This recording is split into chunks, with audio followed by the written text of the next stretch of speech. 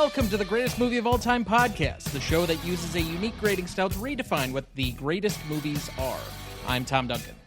And I'm Dana Duncan. And welcome to this live episode so that I don't have to extra edit on the fly in a very busy week where we're leading up to the Oscars. This is now our 5th annual Yes.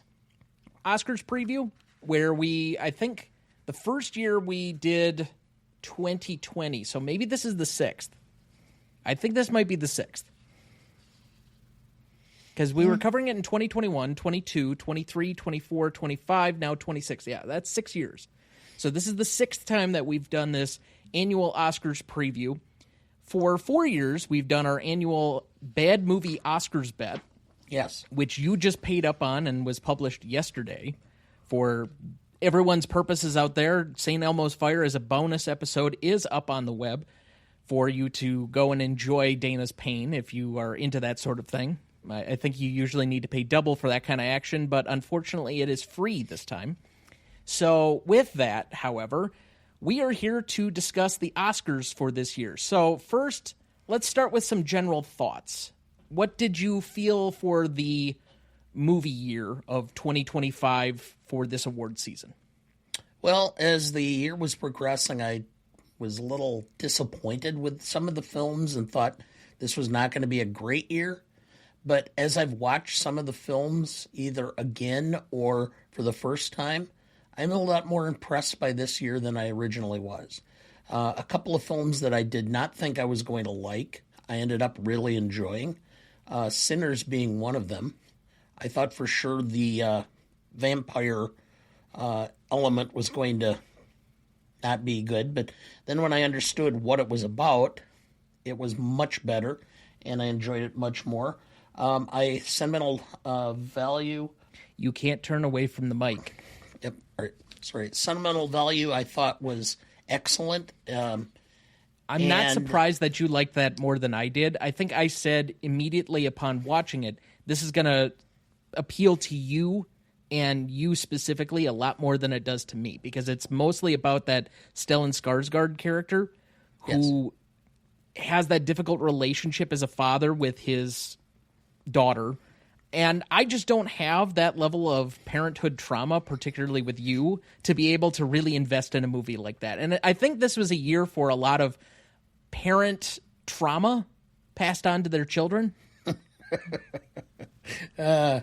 Yeah, well, all right. Maybe. And it's not necessarily that I feel like I had trauma necessarily with my children, but I do think that I've been around enough people in my social circle who have had strained relationships with their children.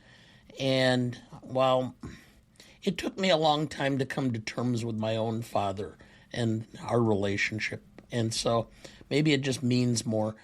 I think it does make a difference when you're looking back over your life as opposed to looking forward to your life, and how you judge or assess films.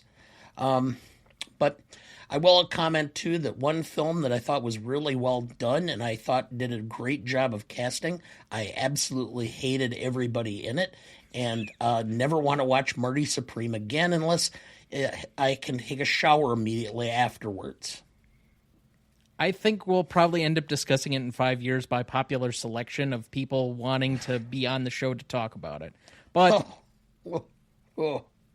some people had it as their number one, even That's within fine. our They small can. community group. So I don't want to discount that, but we'll get to our Best Picture rankings as we work our way up. I think in individual categories, I would say this is a very good year. I thought, particularly live action short, as I finished those today, there are 4 to me that are better than some of the other years that we've covered in recent history in that particular category. Usually documentary and animation have been stronger the last couple of years, but for whatever reason, live action short, I think almost to an individual film in this one, I thought was exceptional this year. So I also think that there are categories that are a little bit lacking. to say the least. I thought the full-length animated category this year was kind of poor. Yeah. Didn't care for K-pop. Zootopia was okay. I was so absolutely bored by Elio. Or Elio, however you want to say it. Yeah, I mean, I'm just watching it going, okay.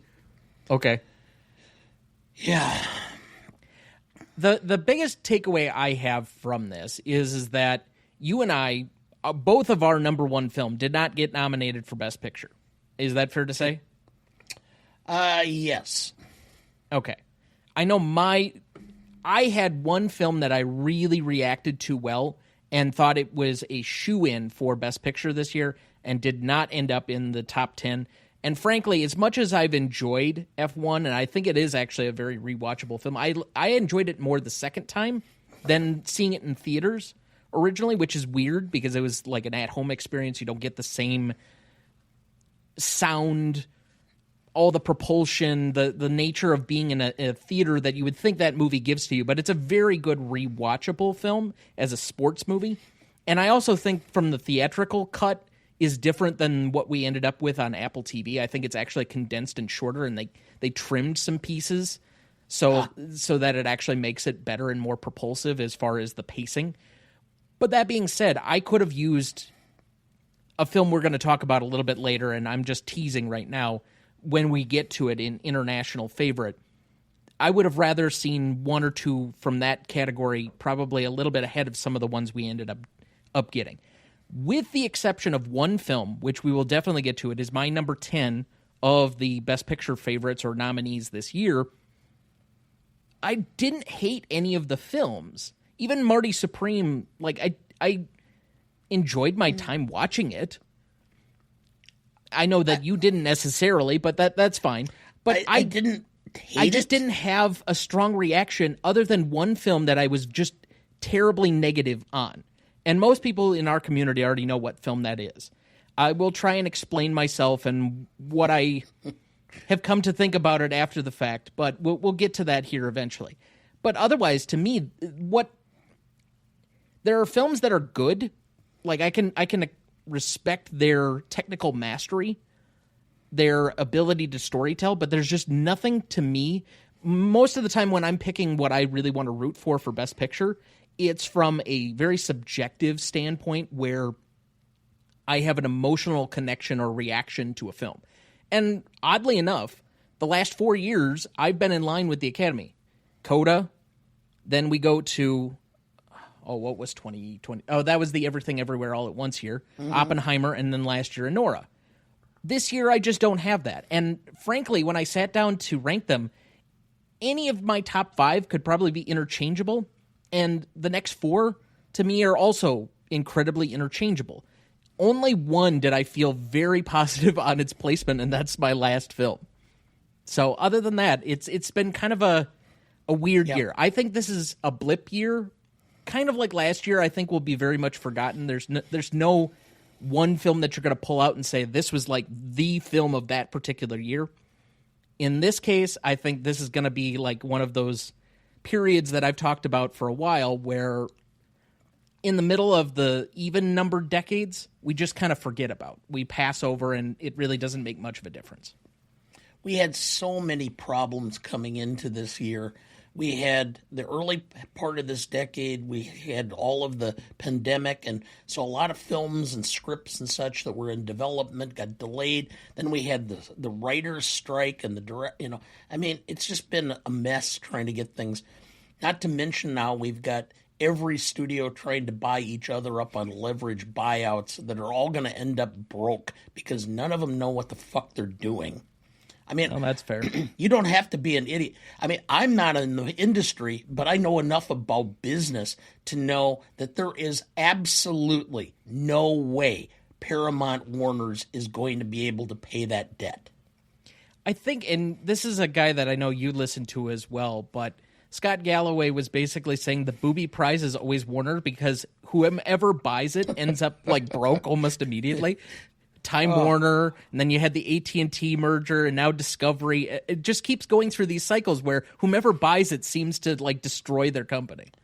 Yeah, well, what ends up happening because they overpay. That's the thing. I mean, if of course, if you're Netflix, not only did you get out of a deal that was probably marginally okay, it possibly would have worked out, maybe, but Netflix gets what, $2 billion cash as the buyout, or was it $3 billion? I thought it was like $7 billion. They get this cash payout for doing nothing, and then they turn around and basically being a stocking horse. Yeah, they ended up buying Ben Affleck's studio. Yeah. And putting him on their creative board. So he's going to have say on production. Not to mention that he's got his the other studio that he has with Matt Damon is also now tied to Netflix. Well, we're going down a rabbit hole here. I think we need to get back into the subject of the evening for the Oscars preview. Ultimately, we could probably sit here and talk about the industry news for quite a while, but who needs to listen to us do that? There are much better professionals that have their own opinions. And frankly, I think anyone who cares about the industry at all has their opinion already made up on this, so it's just preaching to the choir. But before we get into the individual categories, the importance and the significance of this particular episode is always our annual Bad Movie Oscars bet. Yes. Now, I just want to say for anybody who may be watching live currently and you'd like to ask us a question or anything else, I do have the feed up so that you can chat with us or ask a question. I will try and answer anything that I see live if you so choose to write in while we're doing this. But more specifically, I want to say for the Bad Movie Oscars bet, we've done this now 4 years. The first 2 years you won. The last 2 years I have won. So we might be back and forth in the cycle right now. Essentially put, we're going to make 24 different selections on what will win. The most correctly predicted ends up picking a bad movie for the other, which we will discuss here in just 1 second.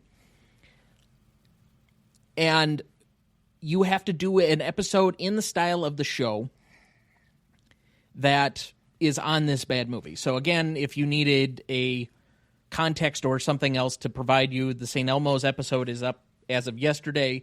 You can go back and watch my Glenn or Glenda episode or my Batman and Robin episode or Dana's, what was the one with Dennis Rodman? I forget the name of it.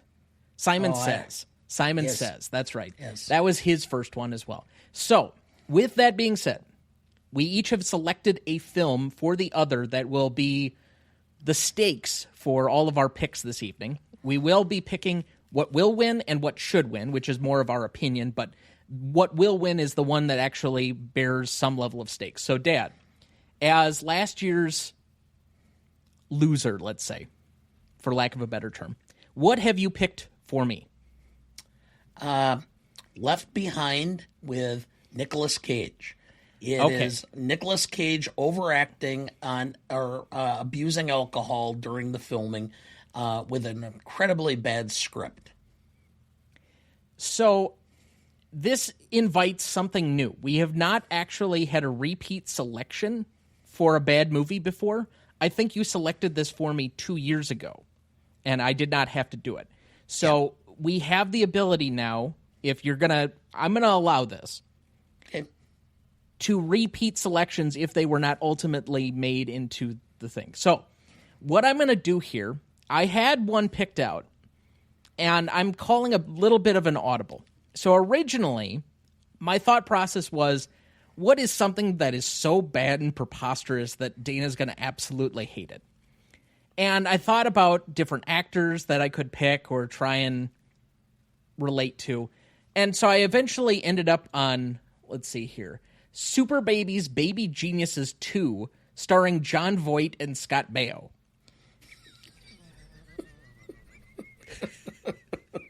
Which I thought would be atrocious. But given how much you have, let's say, tried to decry this movie on the show recently, I'm going to give you a choice between two. You can pick Super Babies, Baby Geniuses 2, or you can watch Reagan, which, oddly enough, has the ability... I don't know if it's even eligible, because it has a 98% audience score on Rotten Tomatoes, despite having like a 14 rating on the critic side. Because I think all the Republican people like went and voted for it and said it was a positive movie.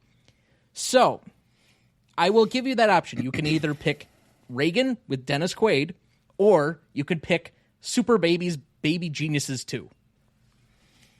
I'm going to pick Reagan simply because I'm going to have so much fun talking about the 1980s and how bad it was and how Ronald Reagan probably did more to the United States than the A-bomb did to Hiroshima.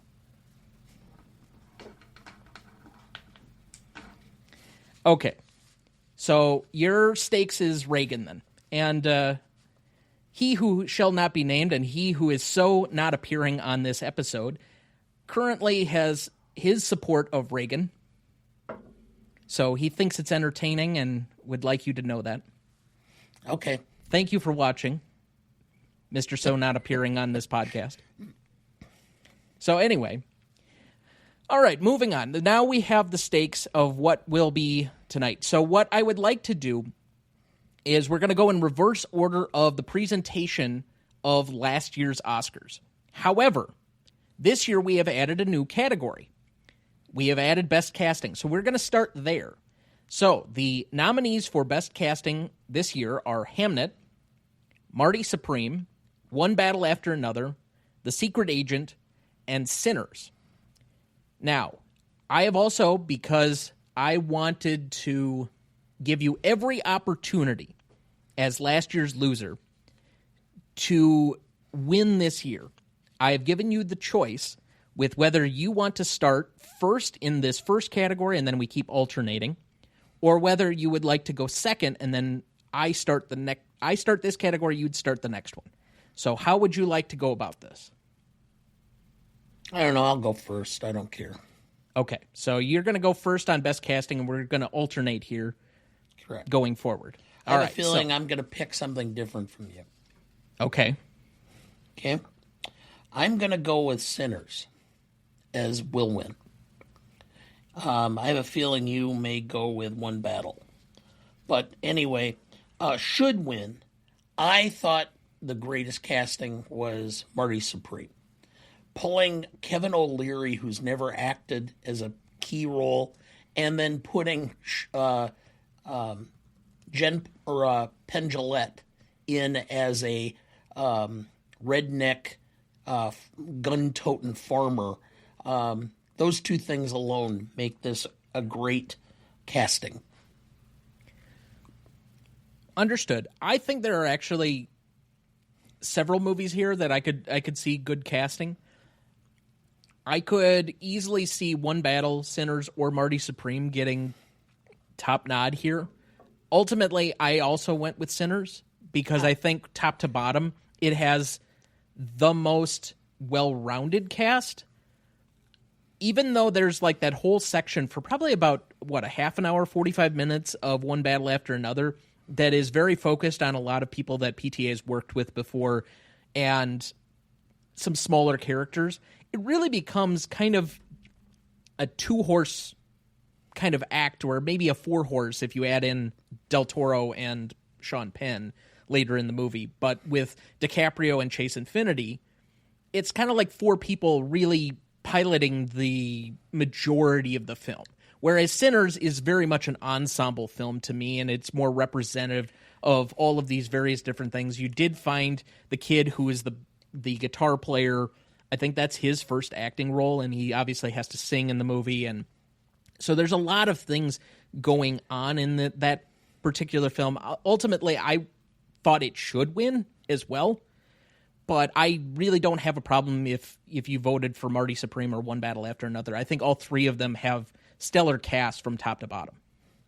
Well, I personally think that there's a lot of horse trading or justification that's done by the Academy, and since so many of the top awards are going to end up with One Battle, I think that there's going to be a lot of opportunity for the Academy to throw the lesser categories to Sinners, because I think there's a lot of regard for what Coogler managed to achieve with this film.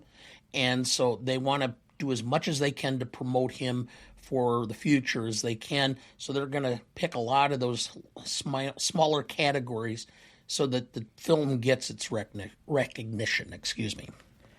I think we've seen over the past several years, for example, being the Everything Everywhere All at Once year, where we had two films that basically won two halves of the Oscars. All the technical awards went to one film, and in that case it was All Quiet on the Western Front, the international film, the German-made version of it. And then everything on the top line seemed to go to Everything Everywhere All at Once. And we had a bit of that last year with Dune and Anora, kind of separating those two again. So it would not surprise me in the slightest, given the amount of nominations for Sinners, that it has now set the record at 16 various different nominations, that it would win a bunch of technical awards. But I still think that there is a lot of support among a variety of the different guilds, that it could surprise even among some of the top awards as well. It would not shock me in the slightest. All right, so that takes us to Best Supporting Actor. And this is probably the most open Best Supporting Actor race that I can remember in recent memory. Like, at least the last 10 years. This is usually one category where it feels very much decided by the time we get to Oscars night. And I feel that there's really only one of the four major acting categories that's really decided, per se. So this is not one of them this year. The nominees are Benicio del Toro for One Battle After Another, Jacob Elordi for Frankenstein, Delroy Lindo for Sinners, Sean Penn for One Battle After Another, and Stellan Skarsgård in Sentimental Value. I am selecting here first. For a while, I thought it was going to be Skarsgård. I think there is a push for Delroy Lindo, but ultimately I'm going to side with Sean Penn here, and I think he should win. Of the 5 different nominees here, and I think several of them are very good, Skarsgård, in my rules of how I define quote-unquote category fraud, he should be in lead, not in supporting here, but fine. We'll obey with what they submitted him for. Ultimately, I have Sean Penn here because I think he creates the most notable and memorable character. For a while, I didn't understand why Benicio was getting so much love for that performance, and when I went back and watched it a second time, I'm like, okay, yeah, now I get it. But even so, Sean Penn's character is just like almost iconic level status to me. Like, he is playing at such a high level in that role. And yes, the writing for it is beautiful and whatever else, but he brings it for that. No matter what you think about his personal character, which has some questionability, to say the least, yep, he would be joining an ultimate class by getting his third, but I think he deserves it here. There's no question that he is a great actor, Sean Penn, and I think he will win, and I think he should win. I think despite all of the controversy that surrounded him throughout his career, I think the Academy likes him. I think he's well regarded, and I think the fact is that he was playing a part that was so politically adverse to his own beliefs that in and of itself, it just made for the ultimate caricature. Well, that's the thing. Was he really? Because I can never truly nail down what he actually believes in. He's kind of an odd dude, to say the least. Like, that's the most charitable way I can say it. Yeah, well, okay. I don't know. I just have my own feelings. I met his former mother-in-law at one point in time, so okay. But that is so. Both of us are 2 for 2 on matching up exactly on who we think will win for the first 2 categories here. So let's move to Best Animated Feature. The nominees are Arco, Elio, K-Pop Demon Hunters, Little Emily, or The Character of Rain, and Zootopia 2. You are up to select first here, sir. How many of these did you end up watching? Let's start there. From what I understand, there were 46 different films nominated over the 24 24 or 26 categories? 24 categories? 24 categories, 50 films. Okay. 50 films. 50 films. I counted it yesterday. Because I checked on it and it said 46. 50 different films. I counted it yesterday. Okay. Well, I ended up with 37. Okay. I got to 34, but again, you got to Elio, you got to K-pop Demon Hunters, although neither of us finished K-pop Demon Hunters. We got through about the first 45 minutes and we're like, yeah, we're good. I think we get it. Yeah. And we watched Zootopia 2. Is that the 3, or did you get to the other 2? No, I did not get to the other 2. Okay. Those were 2 of them that I did not get to. All right. I think this is a pretty easy category to select, but you're up first. K-pop Demon Hunters. And I thought should will win. Win, should win? Will win. Should win is Zootopia. I have the same. I don't... K-pop Demon Hunters, I get why it's popular. It's got some very catchy songs. The animation's not problematic. Like, it's not really adventuresome. It's appealing to children. I get why it's popular. But thematically, rich and depth-wise, Zootopia 2 is by far a much deeper and richer film than K-pop Demon Hunters. I know that the Academy is looking at this as being the quality of the film, but really, if you're talking about playing to your audience, I understand why K-pop is, the likely winner. It's not playing to me. It's just not. I acknowledge that. Fine, whatever. Well, now we get to a category that I'm going to find extraordinarily difficult to select here, and I'm kind of already turning it over in my mind if I picked the right thing. Because I think there are 3 different films that I've seen at the top of this, so it could go in a variety of different directions, but this is Best Animated Short. The nominees are Butterfly, done by Sacre Bleu Productions, Forever Green, The Girl Who Cried Pearls, from the National Film Board of Canada, Retirement Plan, and The Three Sisters by Polydot Films, Raimonco Ventures.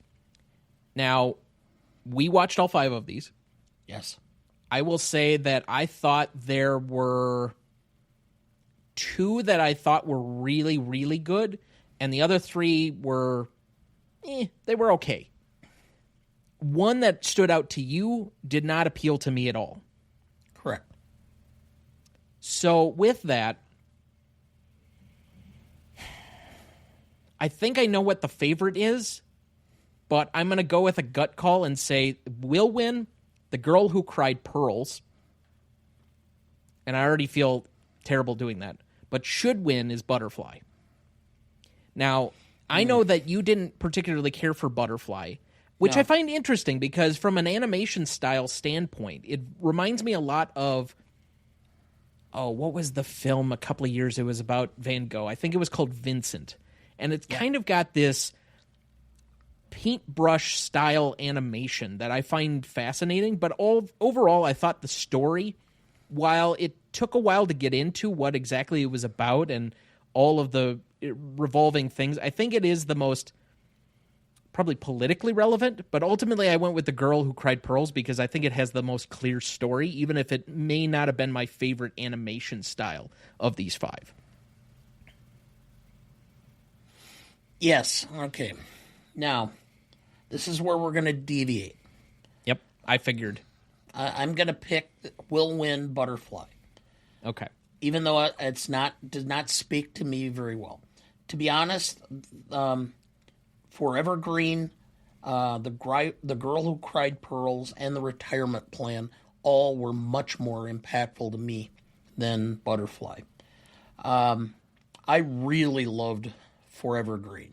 I thought it was a brilliantly done, sweet film about love and family, and that family is something you choose or you can make from just expressing love and nurturing. Yeah, sure. But the Retirement Plan speaks to it's, when I watched it the first time, I thought, oh, this is about trying to find meaning in retirement. Then I watched it again, and is it about putting off all the things you should do in your life while you're young and saying you're going to do them in your retirement? Or is it actually finally realizing in retirement that you're going to do these things that you should have done before and didn't? And I don't know. I guess it's a matter of how you look at it. I would assume that as you're heading into retirement, you're going to look back and go, oh, this is all the shit I should have done. And by the time you're looking towards the end of your life, you're going to kind of have regrets, because I have a feeling that all those things that you said you were going to do in your retirement, you're not going to end up doing, because there's going to be too many lost opportunities because of health and energy and such, that you're never going to get to everything that you wanted to.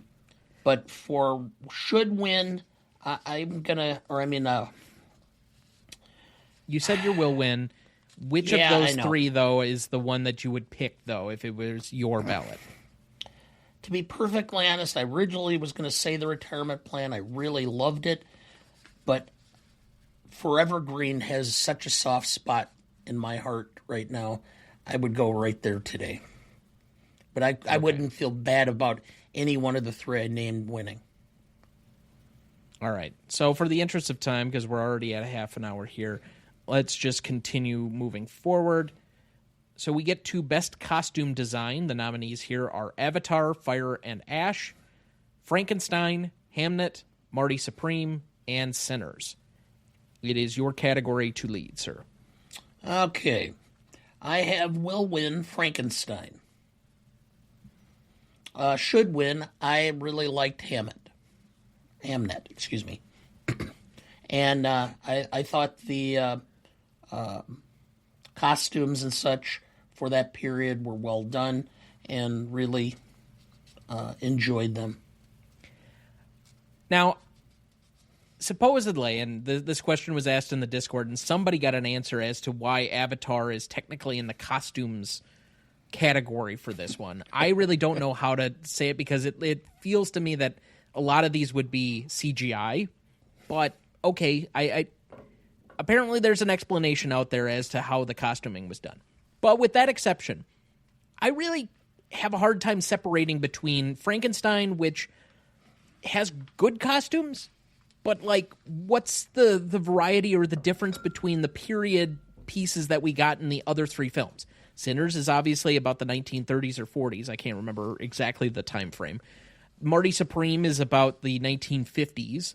Hamnet is about the Shakespearean era. So all of them are period dramas where I find the costuming pretty accurate. But if I were to place my bet on one thing, I'm going to go with Marty Supreme, just because of the amount of different like suits and variety of different things, where I feel like we've seen a ton of Elizabethan English stuff win costuming before because of the amount of throwbacks, but we don't often see stuff from this era of film or this type of period drama often win costuming, because it's just not quite as fanciful.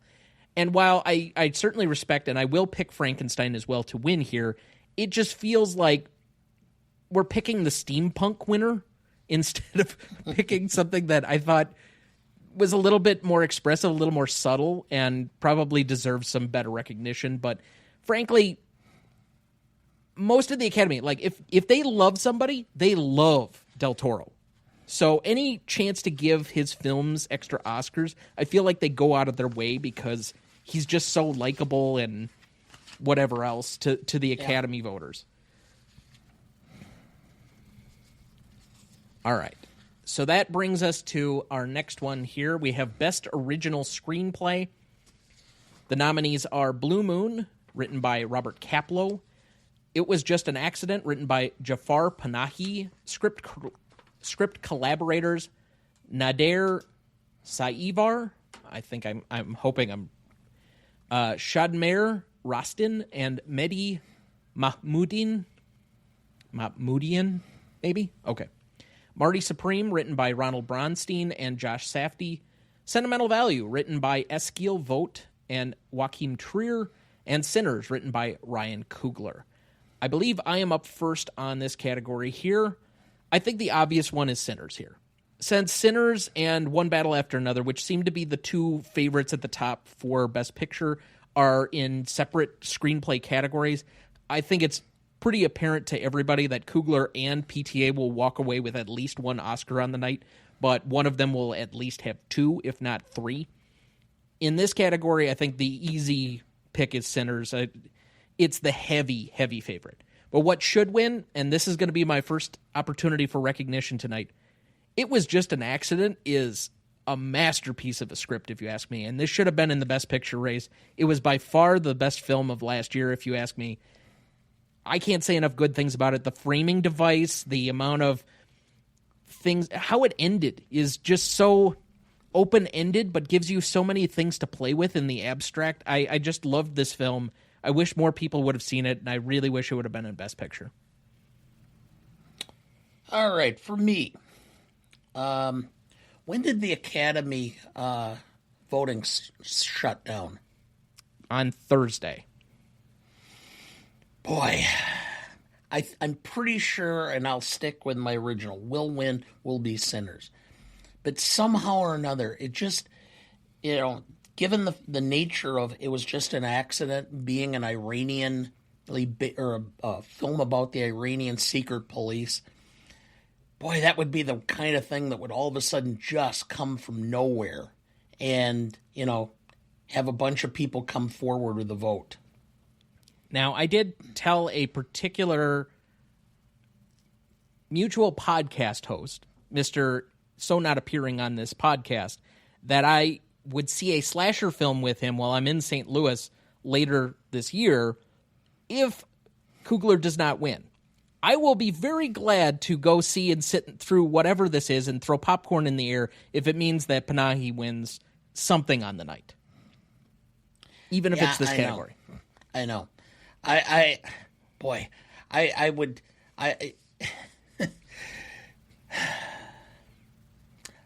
I'm going to stick with Sinners because it's the safer bet. Now, I understand. I understand. Do you agree with me that it should win?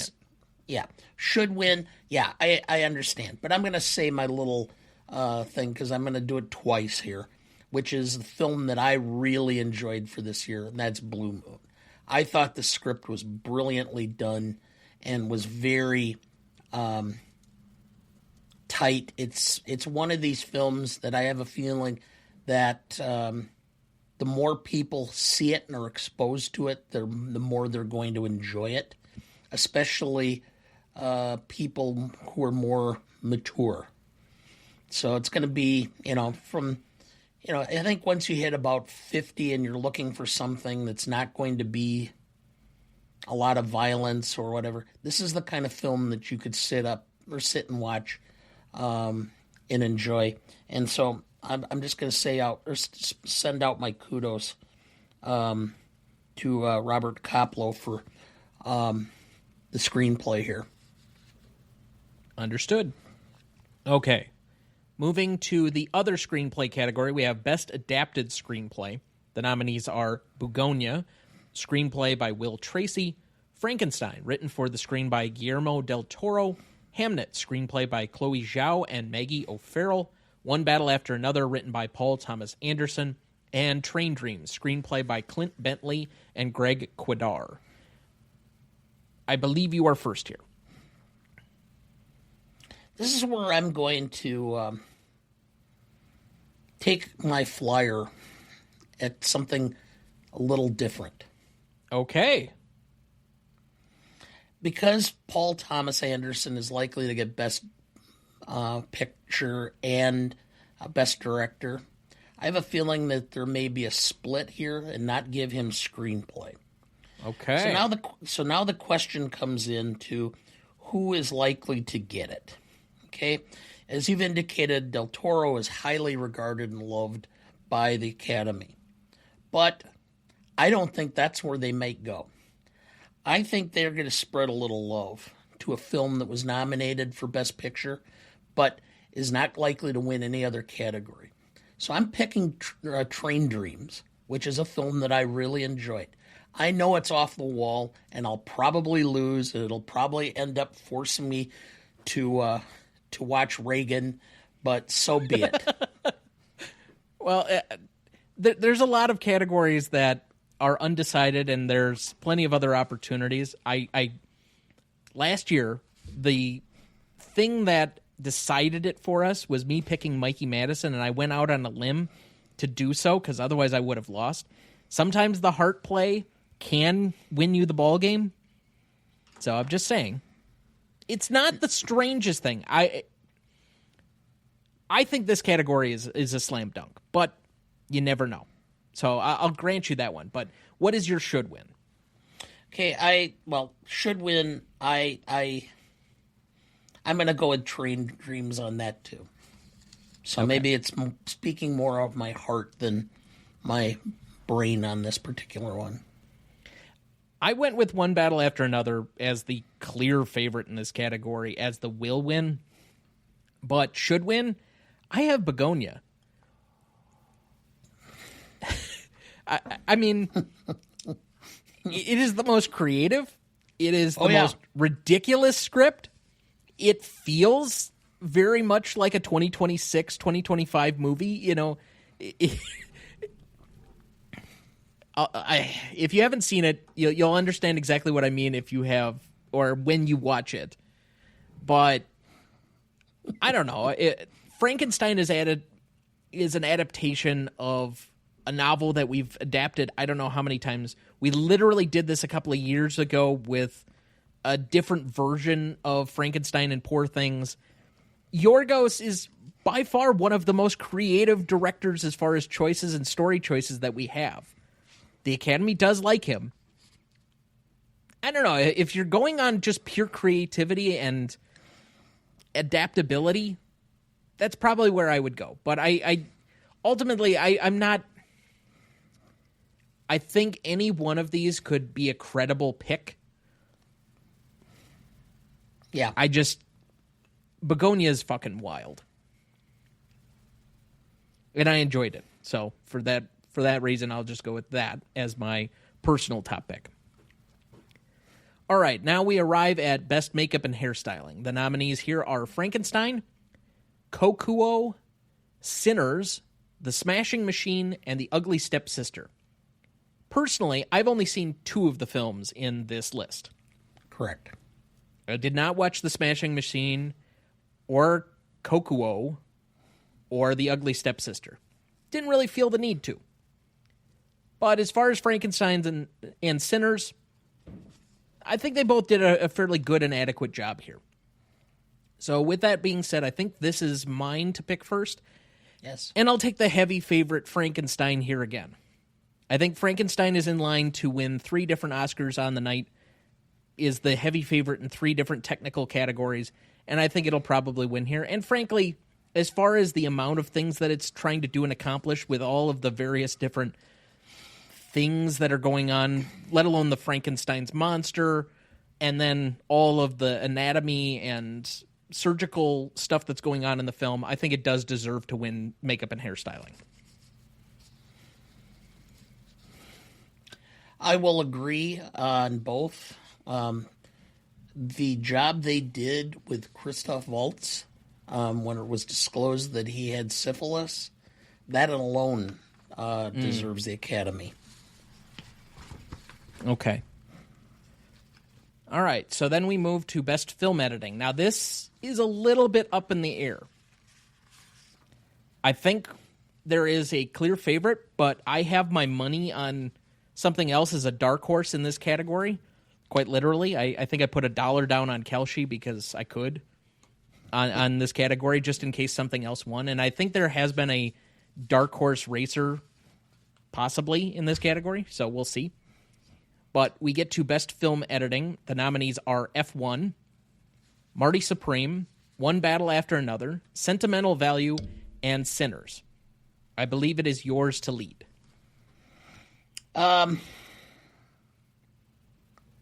This was a tough category because thinking of all 5 of these films, the one I've got to ultimately go with, simply because I think editing had more impact on the overall story than anything, is F1. And that's what I'm going to go with will win. And that's who I think should win. Yeah, that was where I went with my should win. I'm going to go with the heavy favorite in One Battle After Another here, but I think F1, as far as, like, especially when they cleaned it up for, because I swear they cut out like 10 minutes of monotony and just extra stuff from the theatrical version we watched for the thing that's on Apple currently. But the second time I watched it, I think it's actually a really well-cut movie. Like, it stitches together well. It doesn't feel like it really drags too much. And once they cut a lot of the weird storyline between the romantic plot line in the movie, I thought it was a much better film because, frankly, those were the parts where I felt like Brad Pitt was a terrible actor in this movie. So just from that alone, I feel like it should win. But yeah, okay. I think, boy, you're taking some limbs here. I'm a little bit surprised, but I would love to see F1 win this category. All right. So we arrive at Best Supporting Actress here. The nominees are Elle Fanning for Sentimental Value, Inga Ibsdottir Lilius in Sentimental Value, Amy Madigan in Weapons, Wunmi Mosaku in Sinners, and Tiana Taylor in One Battle After Another. I believe it is me to lead. I think the current favorite and the support and the build seems to be going towards Amy Madigan, so I will pick her as my will win. But I've had the same person who has really been forgotten about in this conversation. I think it's a 3-horse race between Madigan, Mosaku, and Tiana Taylor for this award. But one person who I thought was extraordinary in her film, and I said she was the one that really made it a appeal to me coming out of it, and I'm like, who is that? Was Inga Ibsdottir Lilius, and I think she should win, but she has no chance of winning this award. Yeah. Well, I have Amy Madigan, okay? And I think that to some extent, Amy Madigan's been, she goes back all the way to Field of Dreams. Mm-hmm. She's been married to Ed Harris for, I don't know, like a century. The fact that longevity, and they've been a Hollywood couple for this entire length of time, and they're both held in such high esteem.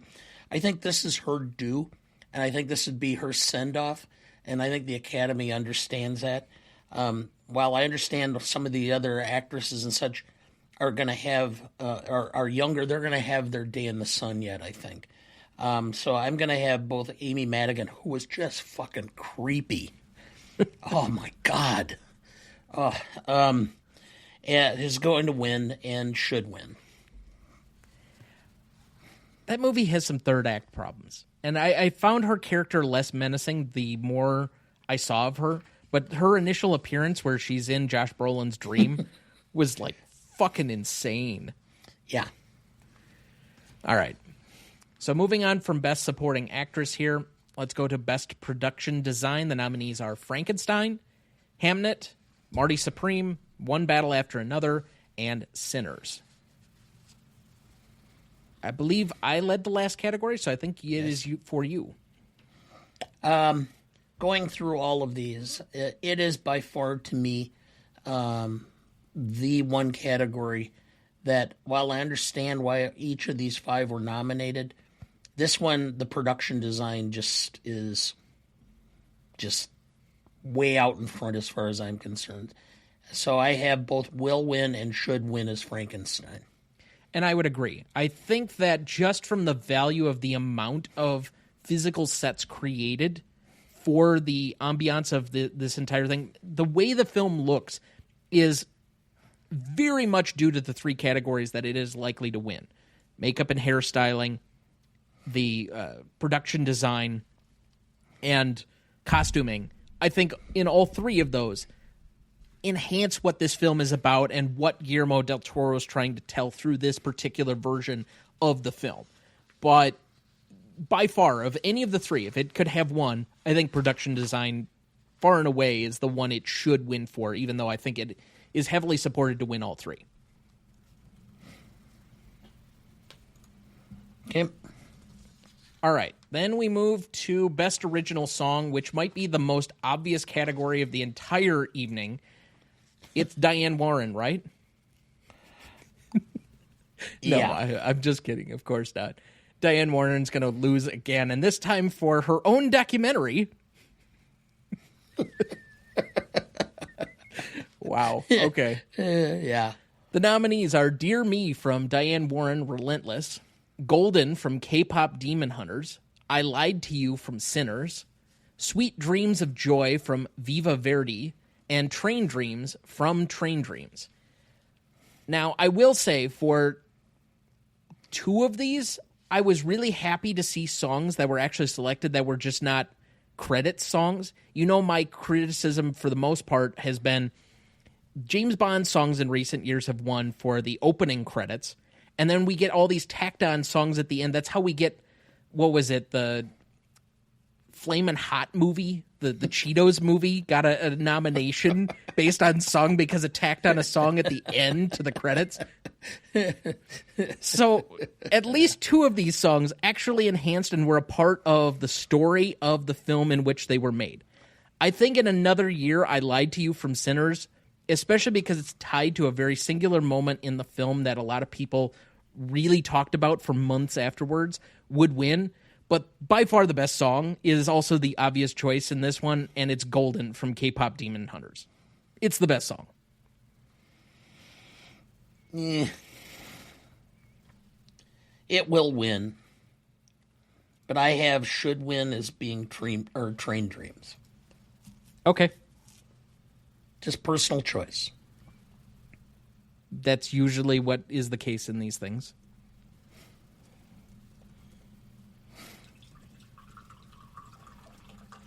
As Dana gets his refill and I make sure that all of the stuff is available immediately following the episode on the website.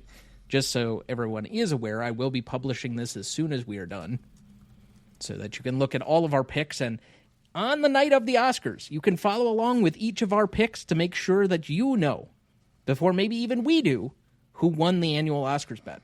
Just in case Maybe you we should enjoy do, that like, level of schadenfreude. Do some sort of live feed or something, or we can watch each other's reactions type of deal. Or people go on can watch Instagram ours. Live, yeah, okay. Yeah. Well, technically, with Riverside, we can do a live thing on our phones. I haven't figured out how to do that yet, but it is theoretically possible, and then stream it out to all of the various different socials. Yeah. That would be something. That it would. Anyway. All right, we move to Best Documentary Short here. The nominees are All the Empty Rooms from Netflix, Armed Only with a Camera, The Life and Death of Brent Renaud from HBO, Children No More, Were and Are Gone from Sky, which I believe that's the British publication, The Devil is Busy from HBO, and Perfectly Estrangedness from Second Sight Pictures. And I selected the last category, so I think you're up first. Did you say The Devil is Busy? Yes, from HBO.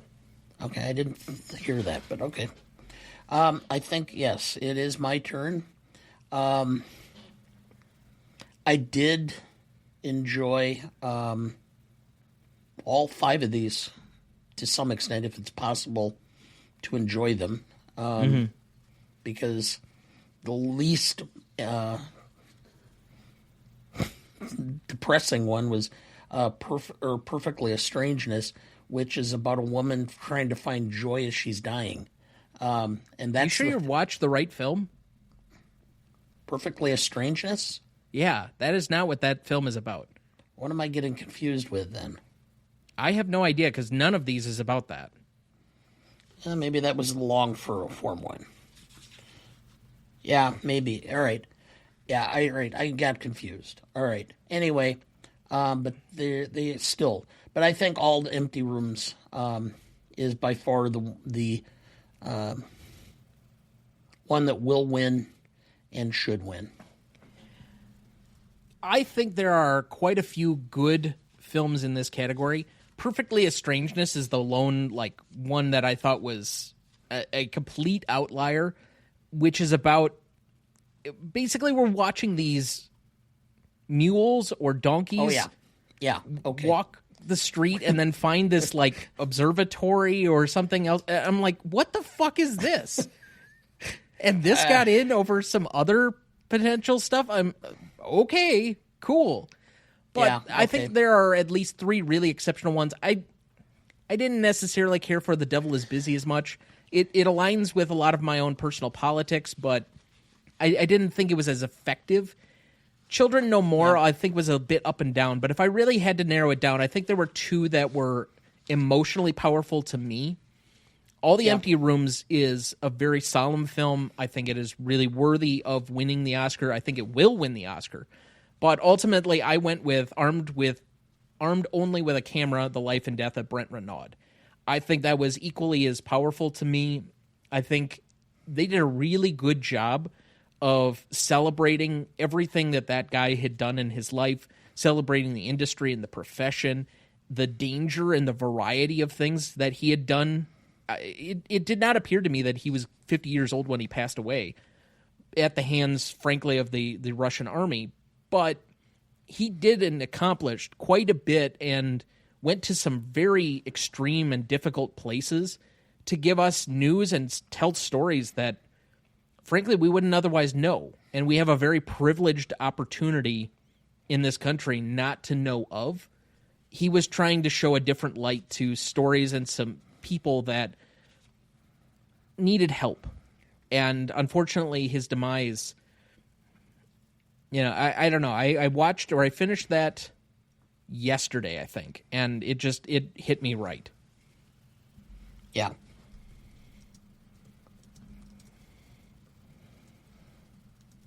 So if you're going to watch 2 this year from this category, I would definitely say All the Empty Rooms and Armed Only with a Camera are probably the 2. Yes. All right. Moving then to the one category that I did not see a single nominee this year, and that would be documentary feature. We have nominees with The Alabama Solution, Come See Me in the Good Light, Cutting Through Rocks, Mr. Nobody Against Putin, and The Perfect Neighbor. I believe it is my category to select first. There is a heavy favorite in this category, being The Perfect Neighbor. I will select that as will win. But since I haven't seen a single movie in this category, I can't give you a should win. So, how many of these did you end up getting to? All 5. You did get to all 5. Did you end up finishing The Alabama Solution? Yes. Okay. So, anything that you'd like to highlight here? Well, I really liked The Perfect Neighbor because I think it so emphasizes the difficulty police have in dealing with situations, but it also is an indictment against this whole stand. What's the term I'm looking for? Hold your. Oh, stand your ground? Stand your ground defense. It's just ridiculous sometimes, which is basically you can create the situation and then claim it and try to get off. Fortunately, in this particular case, the defendant did not, even though it was clear from all of the camera work and all the body camera shots in the film what was taking place. So I think The Perfect Neighbor is likely to win and should win. But I will say that I really thought the Alabama Solution was deeply troubling, to the point I oftentimes at some point may want to do this as I'm age or getting older and want to step back from some legal or some of my more normal legal work, but doing some prisoner defense type cases, because I think that there is a large portion of this country where prisoners are just written off because, well, they're prisoners, so they should, they're all lying. And and I think it just is ripe for abuse that's going on within the systems. So I would say that is a film that is very much worth watching. I will also say that Come See Me in the Good Light was the one I was talking about, where she's trying to find joy in dying. And it was an interesting one, and I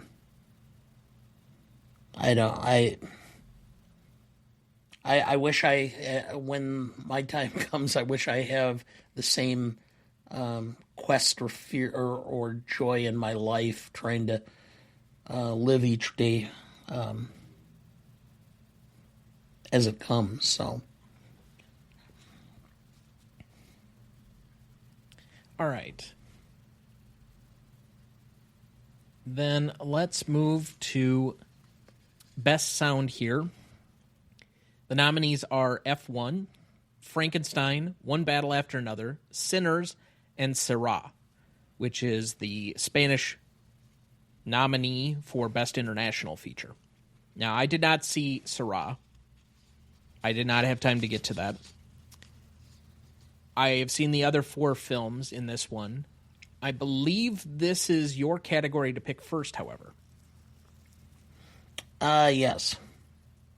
So, again, going back through these, I think sound will win as F1, should win as F1.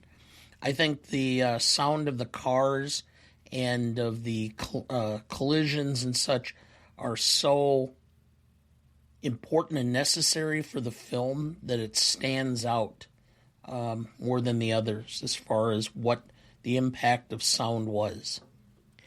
Now, I think there are 2 obvious ones to me here where it feels like sound is really enhancing what's going on screen, and that'd be F1, which I think will win in this category, and I think, frankly, should win, because I think it enhances it the most of any of these films. Although, to be fair, I didn't see one of the nominees, so it remains to be seen if that one maybe contributed more, but One Battle After Another is the only one where I could say that there was an additional additive from the sound effect, and it was primarily during the sequence where there is kind of the riot in town going on, and the cheers and the jeers, and then all the stuff where Del Toro and DiCaprio are on the run, and everything that has going on with that, the commotion, the amount of sound that's going on in Del Toro's apartment building, those kinds of things. Like, I don't have a problem if One Battle wins,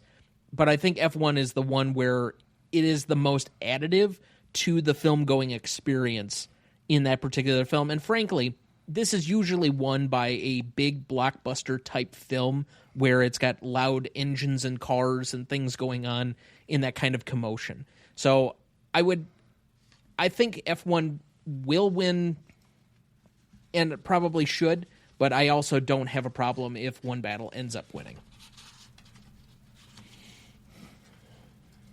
All right, then we move to what is usually our favorite category, Best Visual Effects.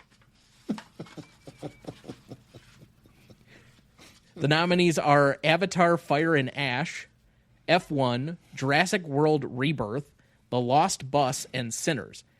I have seen the 2 that are nominated for Best Picture. Yes. I did not watch Avatar or Jurassic. It's not available unless you go to the theater to see it, and I knew you were never going to go see it because you didn't even see the last 2 when they were in theaters. Not even The Way of Water when it was nominated for Best Picture a couple of years ago. You just left that off your list. You just didn't complete it that year. So I knew you were not going to see Fire and Ash. Since it's my category to pick first, Avatar's going to win this thing. I mean, come on. We knew anytime James Cameron makes a film, it's winning Best Visual Effects. Let's be quite honest here. Yeah. What should win, though, is F1. I mean, other than the weird, like, celebratory fireworks that became an instant GIF on the internet that looks so bad and so fake, The rest of the movie is done really well. And the way that they take you inside the car and the perspective from that to give you, I thought it did extraordinarily well with adding to all of those visual motifs throughout the course of the film to, again, much in the same way that Joseph Kosinski did with Top Gun Maverick, they did for this movie, and I thought it added to the experience. Because, frankly, if I had to watch Brad Pitt's character act through 2 hours of that film, it would not be up for Best Picture. Brad Pitt is a good actor. He's been a good actor in multiple movies. This was not one of them. Yeah. I'm just going to agree with you. Okay. Let's go on to the next category. Wow. Okay. So, is it fair to say that you did not get to any of the other three films? Other three films of Avatar, Jurassic World, and The Lost Bus. That is correct. I did not. Okay. All right. Then we move to Best Live Action Short. I think all five of these are exceptional. Yep. I think there are two that I had a really, really hard time picking between. I think there are two that it took me a while to get into, but eventually once I saw kind of how it was going and where it was ending up, I thought, man, I get it now, and I understand where it's going. Ultimately, I'm picking between my should win as either Butcher's Stain or A Friend of Dorothy. I'm going to say should win on the closest of margins. The one that had the most emotional impact on me was A Friend of Dorothy. I thought that was so well done, and the way it kind of turns the perspective multiple times during that for as short of a film as it is, I thought was extraordinary. I think The Singers is an exceptional... Again, all of these five are well-deserving in just about any other year. What will win, and this is kind of a little bit out there, but the shorts are always hard to predict. I'm going to go with Two People Exchanging Saliva. Ooh, okay. Call it a bit of a gut call, but I just have this feeling that that one is probably going to be the one that stands out. Well, we're going to have a differentiation here. So that's going to make two of the three short categories. Yeah, I loved A Friend of Dorothy. I loved it the minute I saw it. But considering when the Academy's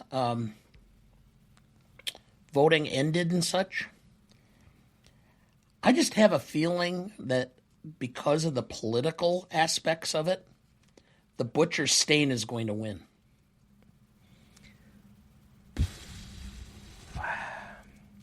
I think it has, even though it stood out to me, I think it has the lowest Letterboxd rating of any of these.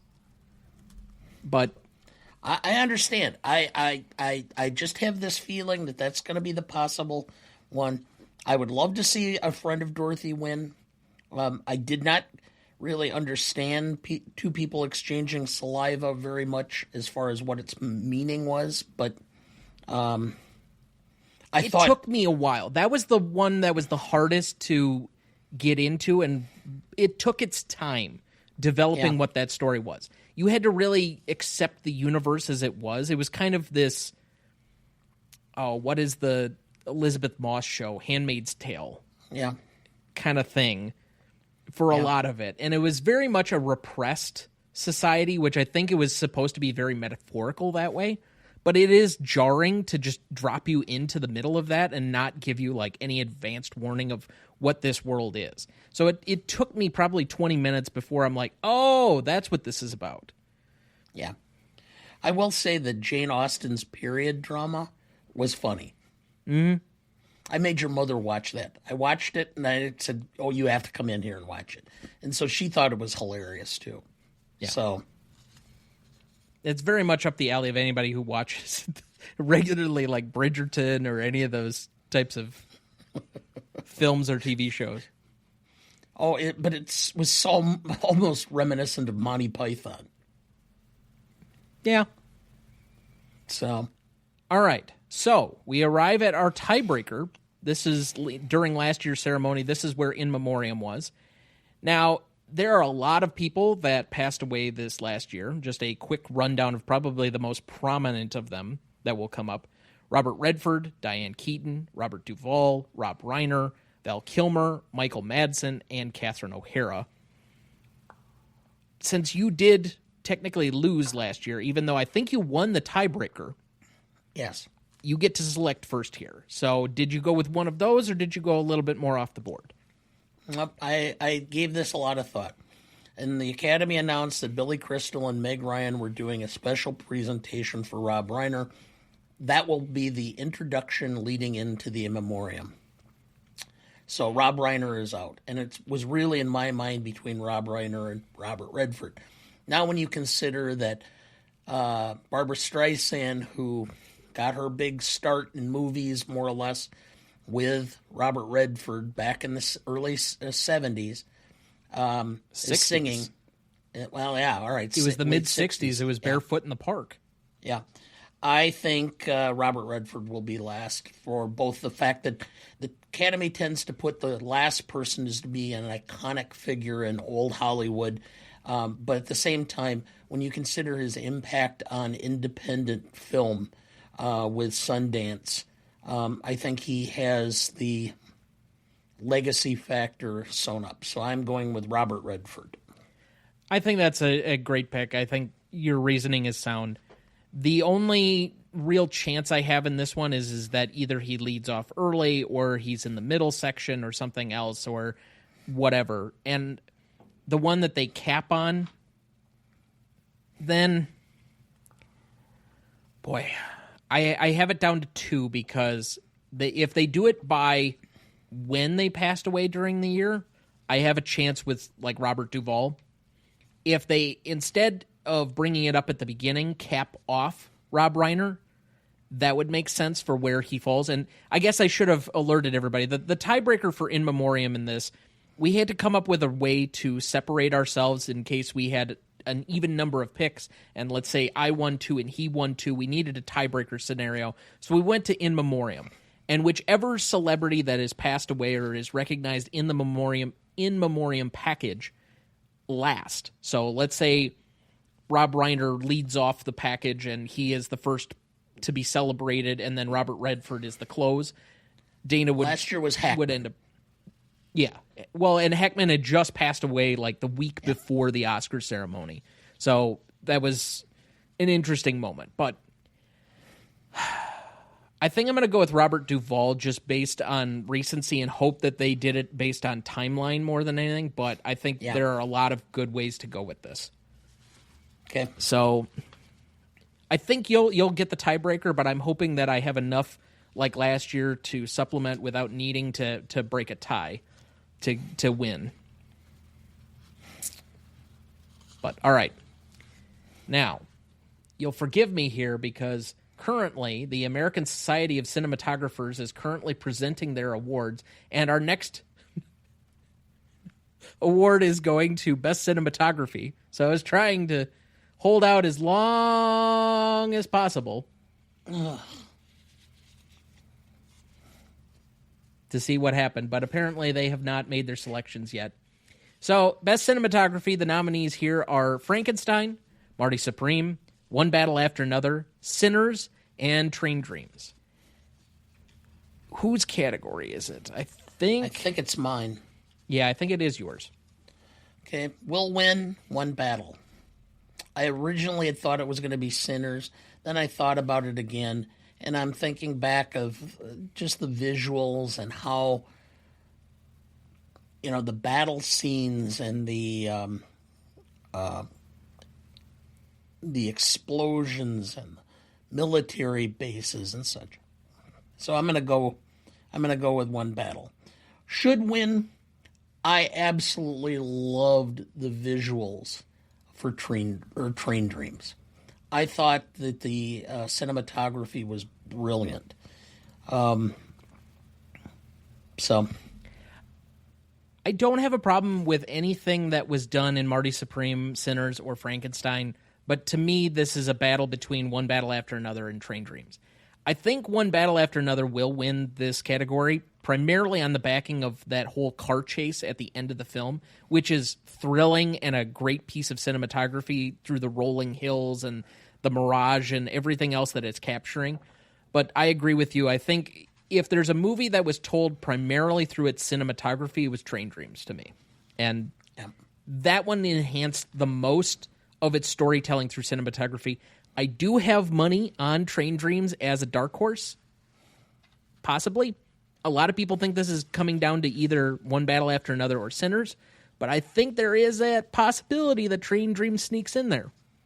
So who knows? All right, then we move to Best International Film. The nominees here are Brazil for The Secret Agent, France for It Was Just an Accident, which is weird and feels like category manipulation, Norway for Sentimental Value, Spain for Sirah, and Tunisia for The Voice of Hind Rajab.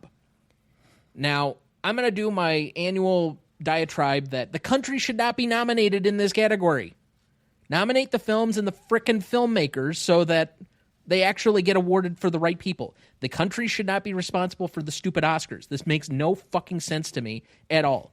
Not to mention that you shouldn't limit it to one per fucking country, especially with the confluence or the amount of international cinema that could be recognized by the Oscars. Particularly given that 20% of the Oscars voting body comes outside of America. Yep. All right, rant over. Now, moving on.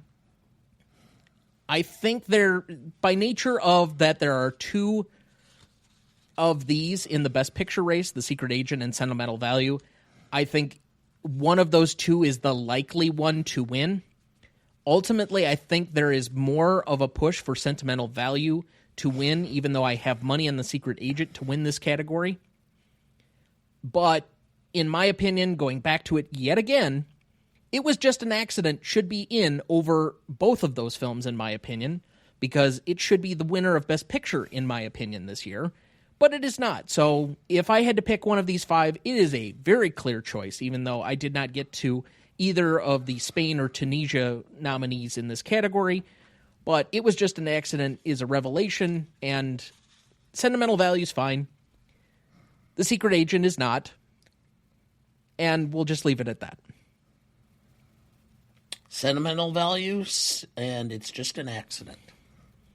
So will win and should win. So the same. Yet again. Yep. Shocking that we are father and son. You and I sat and watched It Was Just an Accident together, never said one word to each other, and we finished, and both of us looked at the other and said, by far the best film we've seen. Okay. Yeah. So. Okay. No, whatever. All right, that takes us to Best Score then. The nominees here are Begonia, Frankenstein, Hamnet, One Battle After Another, and Sinners.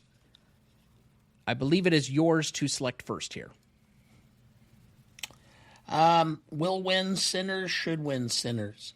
Even the songs that were the bluegrass that kind of were meant to be different were good songs. This is a film that's as much about the score as it is about the story, because the story and the score are one and the same. There are certain composers that have immediate name recognition. Alexandre Desplat, who is nominated for Frankenstein in this category, John Williams, Hans Zimmer. I think if Ludwig Göransson does win for Sinners here, because it would be his third win already, and I think he should win, he cements himself as like the preeminent new composer of the moment. Like, he's the next guy, because obviously John Williams is basically retired at this point. If he's not completely retired, he's only writing like small pieces. And Hans Zimmer is in his 70s, 80s. Yeah. So there are not many still left that are like the next people. I think he cements himself as the next guy here if he gets this one. Not that he might already be that. I think there is a case to be made for One Battle After Another in this category, but ultimately I think, again, Sinners is so much about the music, and I very much vote for films in my personal opinion, that are enhanced by a particular piece of the technicality. In this case, score and all the instrumentation, all the musical combining pieces of the storytelling, it is the one that is most so closely associated with score for its film and its storytelling that it definitely should win, in my opinion. All right, so then we get to Best Actor here. This was seemingly a foregone conclusion for one of these nominees about a week ago, and then we had a monkey wrench. So the nominees here are Timothée Chalamet, or Timothée, or however you pronounce it, in Marty Supreme, Leonardo DiCaprio in One Battle After Another, Ethan Hawke in Blue Moon, Michael B. Jordan in Sinners, and Wagner Moura for The Secret Agent. I think that the unfortunate incident at BAFTA has been cited a lot for why Sinners has somehow gotten this extra support all of a sudden. I think it is the film that is kind of crept up behind. We, at least in recent times, the frontrunner has not really been challenged. Once we establish a frontrunner over the last 3 or 4 years, it basically has gone on to win. Whether that was Everything Everywhere All at Once or Oppenheimer, and there were some questions with Anora, but it ended up basically holding out. So the last 3 years, it feels like once something is cemented as the top of the list, we just kind of do this coronation. Yeah. This is not that year. I think there is a clear choice between two films at the top in One Battle After Another and Sinners. And I think this is going to be our true first indication of whether or not Sinners could win the night.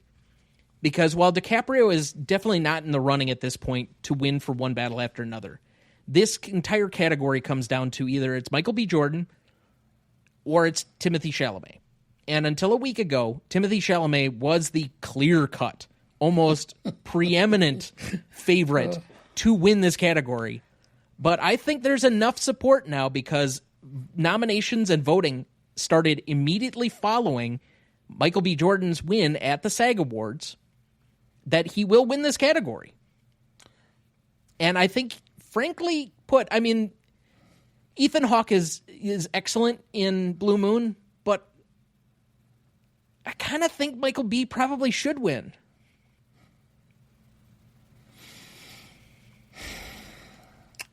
I think it's Michael B. Jordan. I think Chalamet has done enough of a disservice to himself. I mean, he just cannot seem to keep his mouth shut.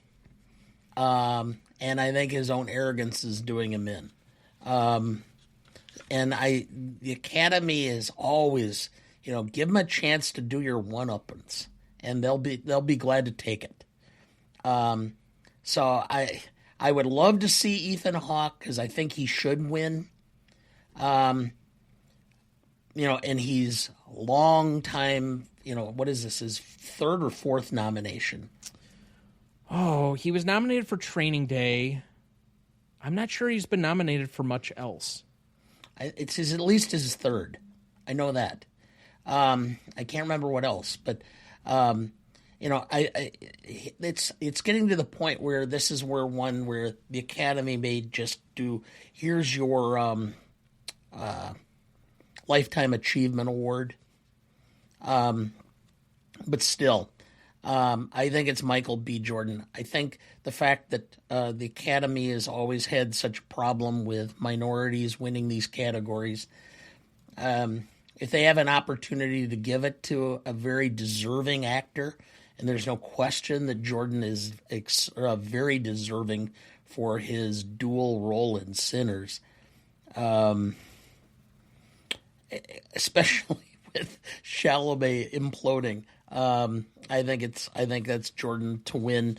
And to be honest, if I were on doing my picking on as you are on and putting my bid in, I'd put like $5 on Ethan Hawke because I think it's 30-1.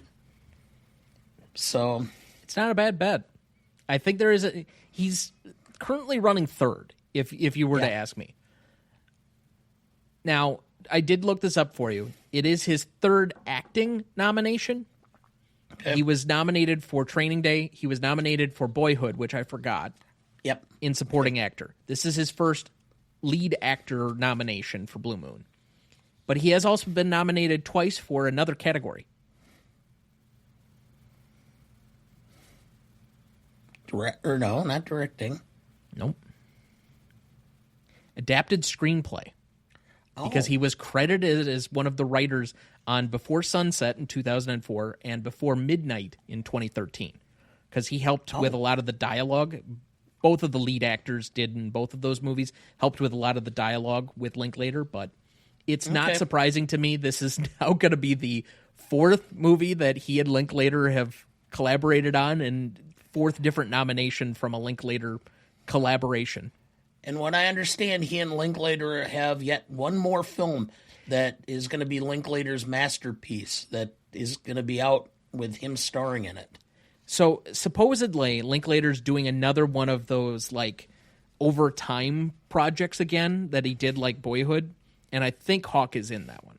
But I don't know if that's the one he was talking about that is like the true one. But he put out two different films this year that by most accounts were both relatively very good. I think Blue Moon ended up being the more celebrated, but Nouvelle Vague, however it's pronounced, apparently also got a lot of film festival recognition and awards attention. So, I mean, to put out that level of content, I've come around a lot on Linklater as a filmmaker in the last, 2 years.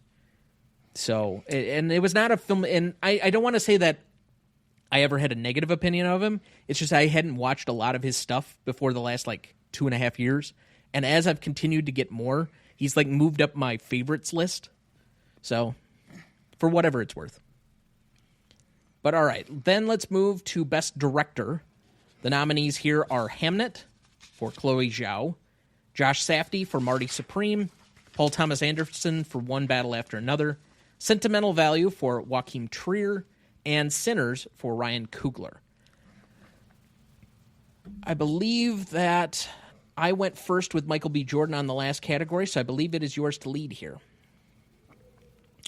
Will win. Paul Thomas Anderson should win PTA.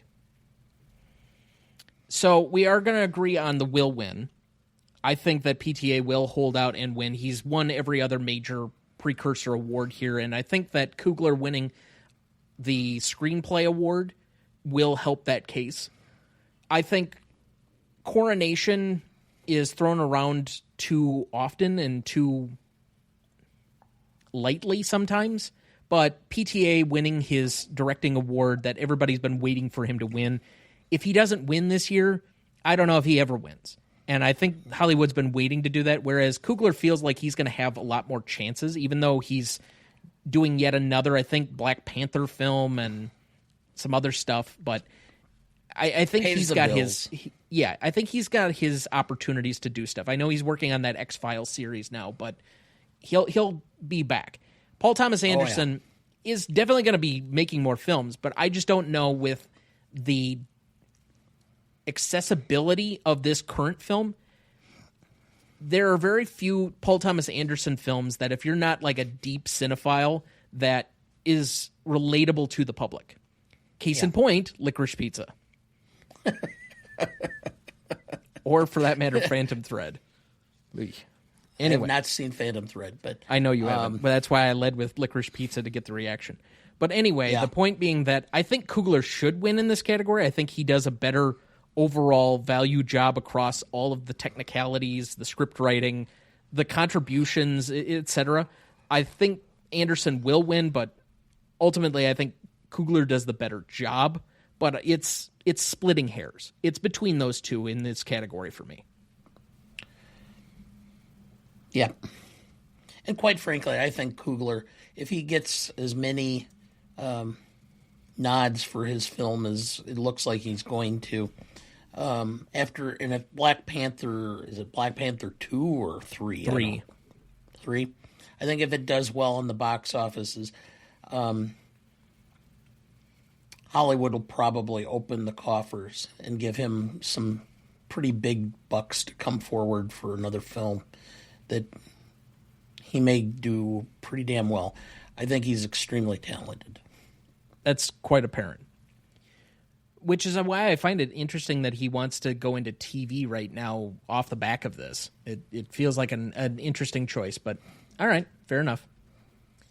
All right, finally, we move to our last other category besides Best Picture, which we will divide up a little bit differently. But Best Actress, the nominees here are Jessie Buckley for Hamnet, Rose Byrne for If I Had Legs, I Would Kick You, Kate Hudson in Song Sung Blue, Renata Rensve in Sentimental Value, and Emma Stone in Begonia. I think this is a rather obvious choice on this one, and I think it is my selection to go first, correct? Yes. I'm pretty sure. This is the only acting category I feel like almost 100% certainty that Jessie Buckley is most definitely going to win. I think everybody's been waiting to give her Best Actress or some type of Oscar for many years. She's been on a lot of critics' lists as like the best actress not to win an Oscar yet. But I also think she should win for that role. Personally, I think there's a very strong case for Rose Byrne winning for If I Had Legs, who I have doubted as an actress for a very long time. Like, You see her in Neighbors, and I'm like, can this woman act at all? She's terrible in this movie. But then you see something like this, and I'm like, where has this been? Oh, my God. Yeah, I know. I watched it, and I'm like, they should almost have a special category. Actress most likely to present a person having a nervous breakdown. Well, 3 of the women in this category have nervous breakdowns during the middle of the movie. Mm-hmm. And quite frankly, the one that should have a nervous breakdown is Conan O'Brien, because there's nobody that could be that or have so much stuff tied or shoved up his ass as he is in that film. Wow, what a tight ass on this one. Okay. Yeah. So anyway, what are your picks? I'm going to agree with you because I had Jessie Buckley. I think she should win. But again, I'm going to say that even though I did not like the film itself because I couldn't, half the time I had difficulty following what the purpose was, but Rose Byrne really did a nice job on this film. So I hope she taps into that again. Okay. So that is 23 categories down. We have one major category left. Now, if you've been with us for any of our preview episodes before, you know that we will count backward from our number 10 to our number 1 selection for all 10 of the nominees this year. So starting at number 10, we'll read off each of ours. When we have both read the same name, we will cross it off the list and we will discuss that individual film. All right. Would you like to go first or second here to alternate? Oh, I will go first. Okay, so what is your number 10 then? The Secret Agent. Yeah. It took me 3 attempts to watch it before I finally managed to get through and figure out what the hell was going on. Okay, so that is also my number 10.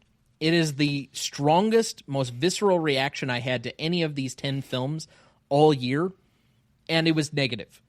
Because, and I think I was wrong to have quite so negative of a reaction, but as much as people were building up this film for me going into it, and I was seeing it ahead of most of my friend group and my community, when I went into it, I'm like, okay, sure, I can get into this. Even the weird, like, stories and that, like, fleshy leg thing hopping around,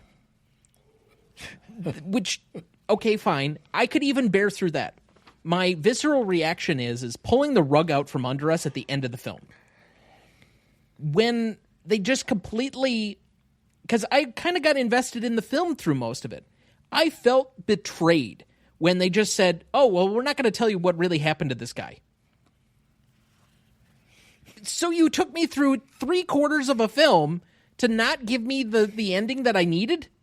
And then it was because of the framing device? Like, what the fuck?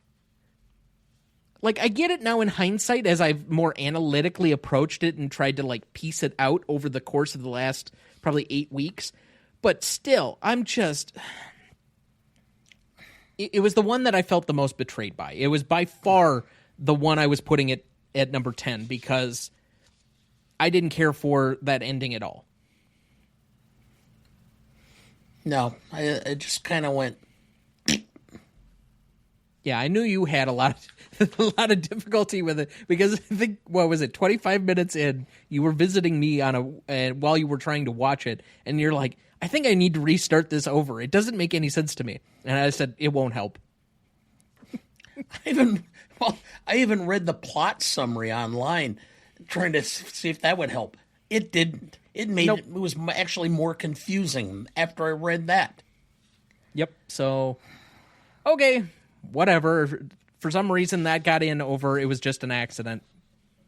I don't get it, but okay, fine. No. All right, what is your number 9? Frankenstein. Interesting. It was good. I liked it. It just hold off. I haven't given mine yet, so you're going to have to hold on it. All right, my number 9 is Marty Supreme. Okay. Your number 8. Marty Supreme. All right, so now we can talk about it.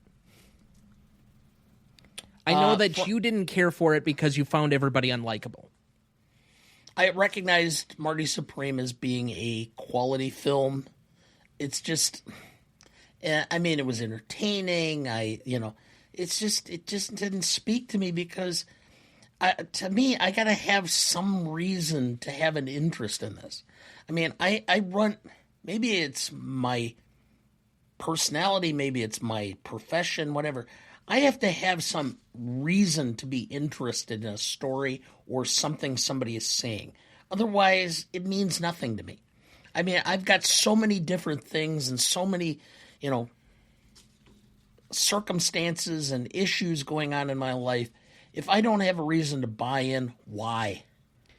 You're more, I think, alluding to the same issue I had, which was you have to have a rooting interest. It's often the reason why I drop TV shows in the middle, and I don't do that a ton of times, but I usually look around the landscape, and if there's not a character that I really care for or am rooting for or can see myself in any capacity, I really lose interest in that show at that time. It's why I had a difficulty with Succession during its first season, because I couldn't identify who it is that I was really rooting for. I eventually picked it up and I loved it because I did find the one character, which I think most people who know me know exactly who that character is because I very much personify a lot about him. Anyway, but in this one, I didn't have a problem with the rooting interest, which is why I didn't dislike the film.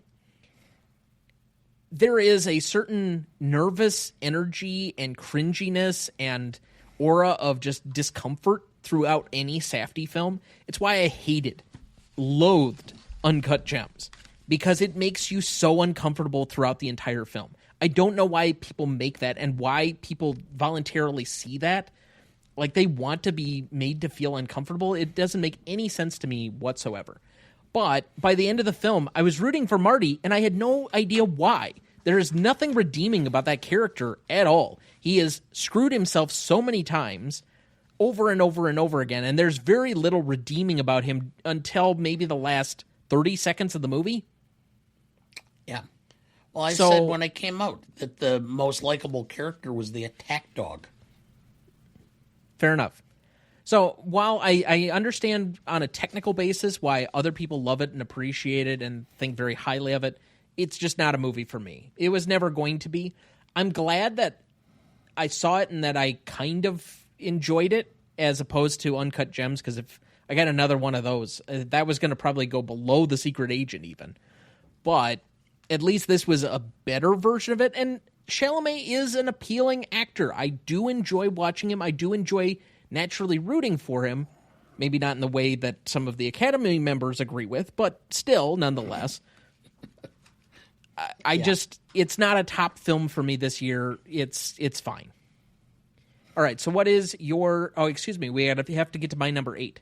My number 8 is Sinners. Really? Mm-hmm. Okay. All right. The next 3, my 8, 7, and 6, all could be intertwined or swapped for one another. They're all films that I didn't dislike. I liked, but didn't necessarily really connect with. So they're just kind of in this middle zone for me. So what is your number 7? My number 7 is Begonia. Okay. And my number 7 is Sentimental Value. Okay. Your number 6? F1. Okay. Now, did you rewatch this one at all, or are you just relying on when we saw it in theaters? When I watched it in the theater, and then I rewatched about half of it with you while we were I was down and visiting you in Madison. And so that was enough, I figured. Okay. So then we're at my number 6, is that right? Yeah. Yep. My number 6 is One Battle After Another. Oh, okay. My number 6 is Sinners. No, your number 5 is Sinners. Or, excuse me, number 5 is Sinners, excuse me. I'm going between 2 pages. That's fine. All right, so now it's Sinners discussion. This is your number 5. This is my number 8. Yeah, fine film. Nothing dislikable. Yeah. Once I got past the vampire stuff that you even said, and it took me twice. I got through probably 3/4 of it before I turned it off the first time. Yeah. And the second time, I really didn't have much of a problem with it. I watched it pretty much straight through. I knew what was roughly coming, so I could watch it just fine. And frankly, I could probably rewatch it without much of an issue at this point, because kind of the novelty is worn off a little bit of it. Yeah. It's just not a film that necessarily appeals to me. It's a fine film. I can appreciate it, the technicality and the rest of it, but it's not a story that makes me say, oh gosh, that's got like such depth and richness of character, and it's telling this grandiose story that is, no, it's just a very well-made film.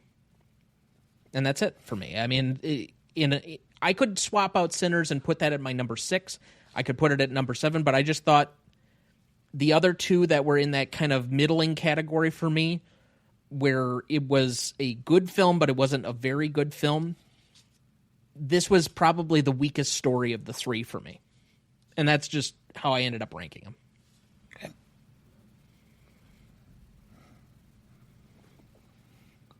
All right. Your thoughts on Sinners?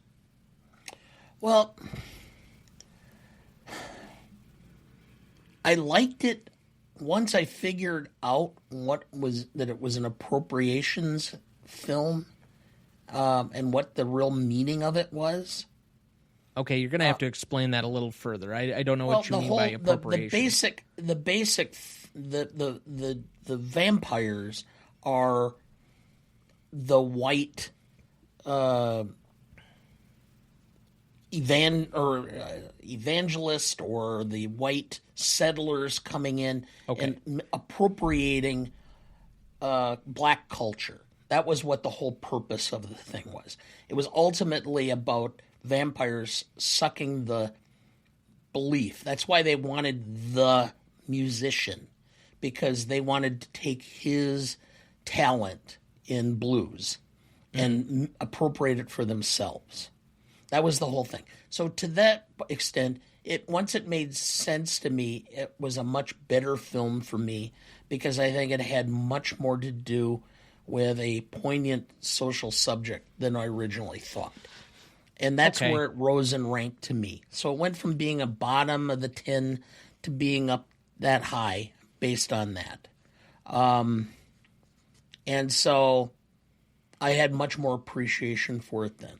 Although, it had some holes in it as far as I'm concerned as to what, how, why it took place, when it did, etc. But or what the gist of the film was. But still, I think that's why I thought it was at least a solid film, and I think that it was very creative in the plot device and playing into a mass audience right now of what people are interested in, which is more horror. but having an underlying meaning, which is something that needs to be said more often. Yeah. Okay. So then my number 5 is Begonia. So that was your number 7. Yep. Do you want to lead here as the low man? Well, I guess the problem I have is yeah, it was fun. It was interesting following along, trying to figure it out. But the ending was just so dark. I just have a problem. I just can't, like, if that's what you think life is, I mean, maybe distribute, some sort of self-mutilation or self-flagellation device when you come out of the theater, too. It just was so dark. I could not, it just left a bad taste in my mouth. The individual performances, I thought Jesse Plemons was great. Mm-hmm. And such, but it just, wow. I just could not stomach the ending, and that's what really ended up causing it to fall for me. So I said earlier on in the program that any of my top 5 could basically be interchangeable as far as I'm concerned. So there's a world or a universe where I would have Begonia 1, because I think the more I've sat with it and appreciation, I think it has a relevancy for me that some of the other films maybe don't. I think that I enjoyed it in a way a lot more than the other ones. I think it was probably of the 10 films here, the one I laughed at the most.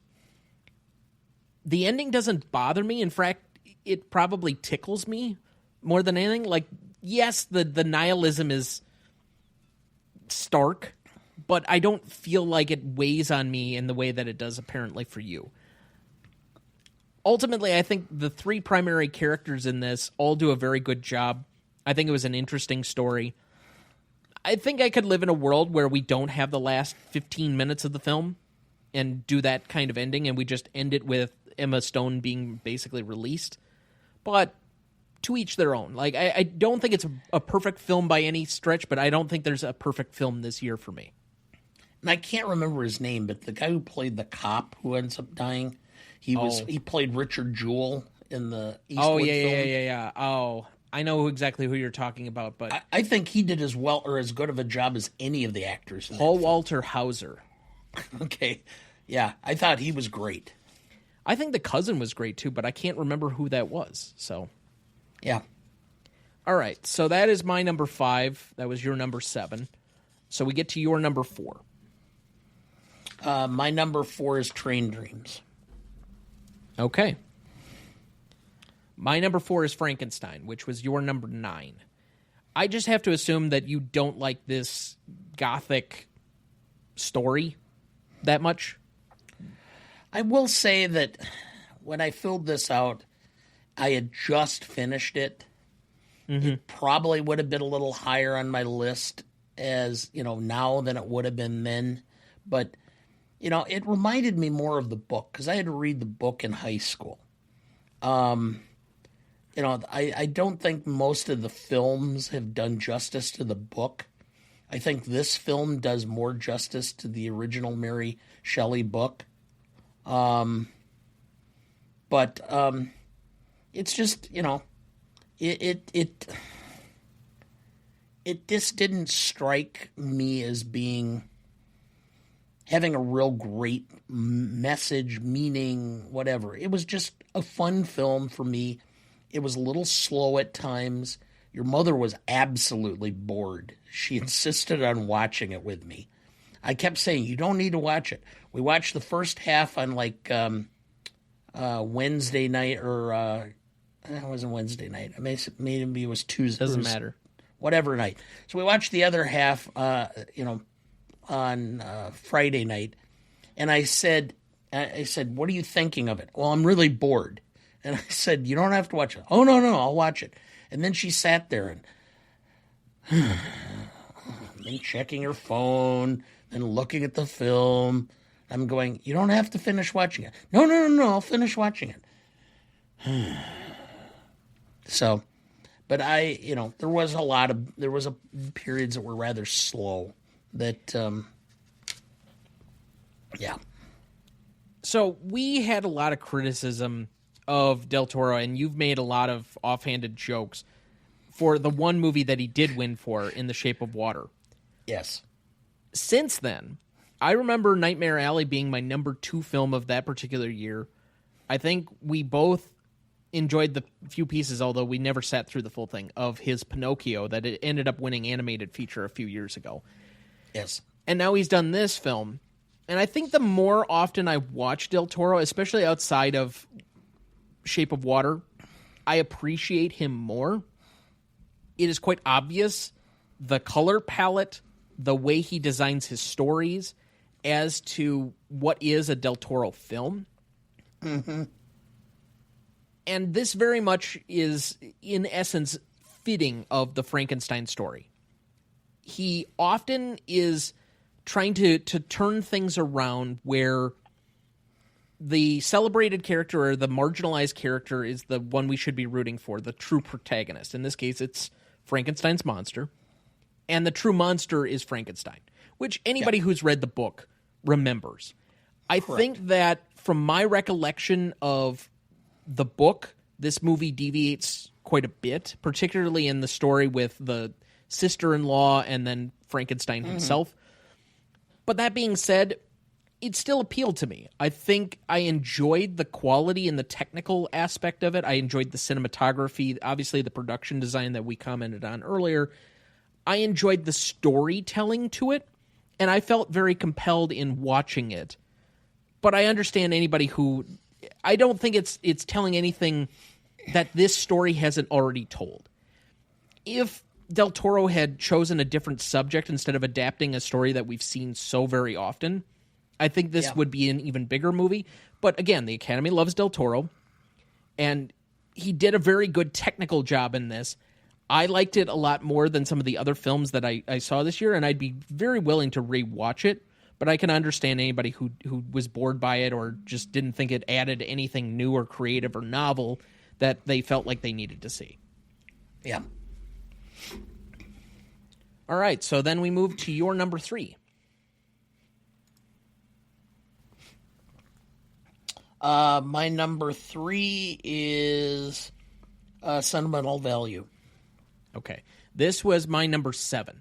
And again, I think this was a film that I was really high on going into it to watch it in the theater. And I was hoping that it would connect with me. And it never did. Like, I thought the story was fine. I thought I connected with the sister more than I did with the lead actress in this film. Renata Rensve in this one, to me, was kind of like a cold fish. I just never really connected with her character.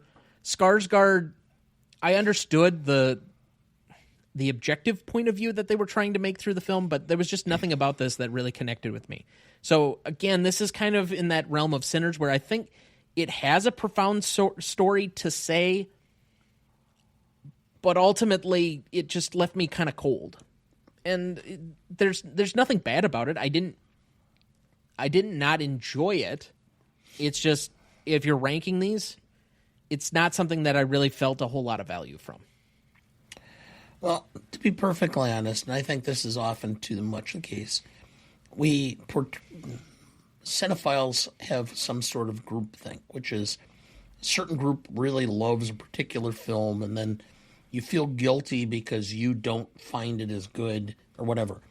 In the real art world, this is the common thing. There are artists that really people enjoy, that they feel the emotions that the artist is trying to portray. That is not always the case. Some people love Monet, some people love Jackson Pollock. There's nothing wrong with it. Some people love Warhol's soup cans. Yeah, there's nothing wrong with it. And, and just because it doesn't connect you, it connected with me. And it's in part because it's where we are, not just at our life experiences, but where we are as a person at that moment in time. And sometimes it's just personal things that are affecting us or bothering us or that we're concerned about that really portray. And maybe I'm at a point in my life where it's more important for me to make sure I have appropriate connections with my children and it spoke to me, or I see friends who are struggling with that. And so it's just connected to me. So that's just me. I think it might be a film that would grow in my estimation the older I got and maybe changed my perspective on things. But not being a parent myself, I think it's really hard to connect through that character for Skarsgård. And so then you would have to connect through the daughter's appreciation. And again, because I often have a lot of trouble with movies that have difficult relationships with dads. I have less so with issues of movies relating to issues with their mother. Hence EEAAO. But she didn't get that. Which I'm glad that she didn't get that. It was why I enjoyed that film. Regardless, I just, again, there's nothing I'm going to say. I'm not going to rag on it. It was not something that appealed or connected with me. All right. Then we get to your number 2. That is One Battle After Another.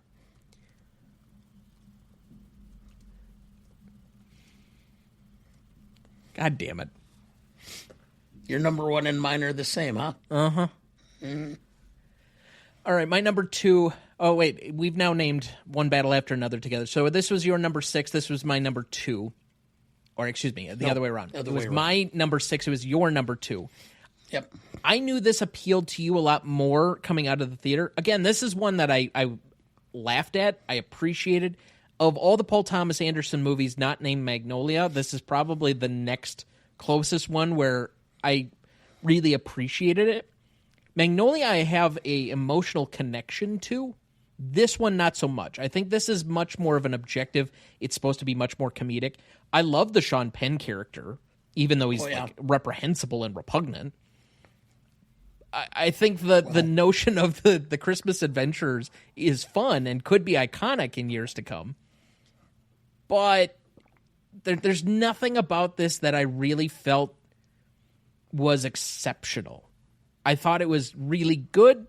It was not exceptional. And I think because of the added pressure of it being the front runner and everybody saying this might be Paul Thomas Anderson's best movie, I think it colored some of my interpretation of it a little bit. I did rewatch this one. I rewatched Sinners. I rewatched a couple of these. But it didn't really move the needle at all for me on the second watch at all. And so it's at my number 6, just below where I would start to interchange what were my top 5. But yeah. I really enjoyed it. I mean, I understood exactly what it was pointing or attempting to do, which is to point out the whole. I mean, it was in large part it's a film about race. It's a film about politics. It's a film about willing to put yourself out there to fight for a belief or a cause. It's a film about how there's an underworld, and I mean, I figured this out when I was 18 and changed my political philosophy pretty much for my life, which is that there's a small group of wealthy, predominantly white males who are controlling a lot of society for their own benefit, and I think this kind of exposes that, and I connected with it as accordingly. So,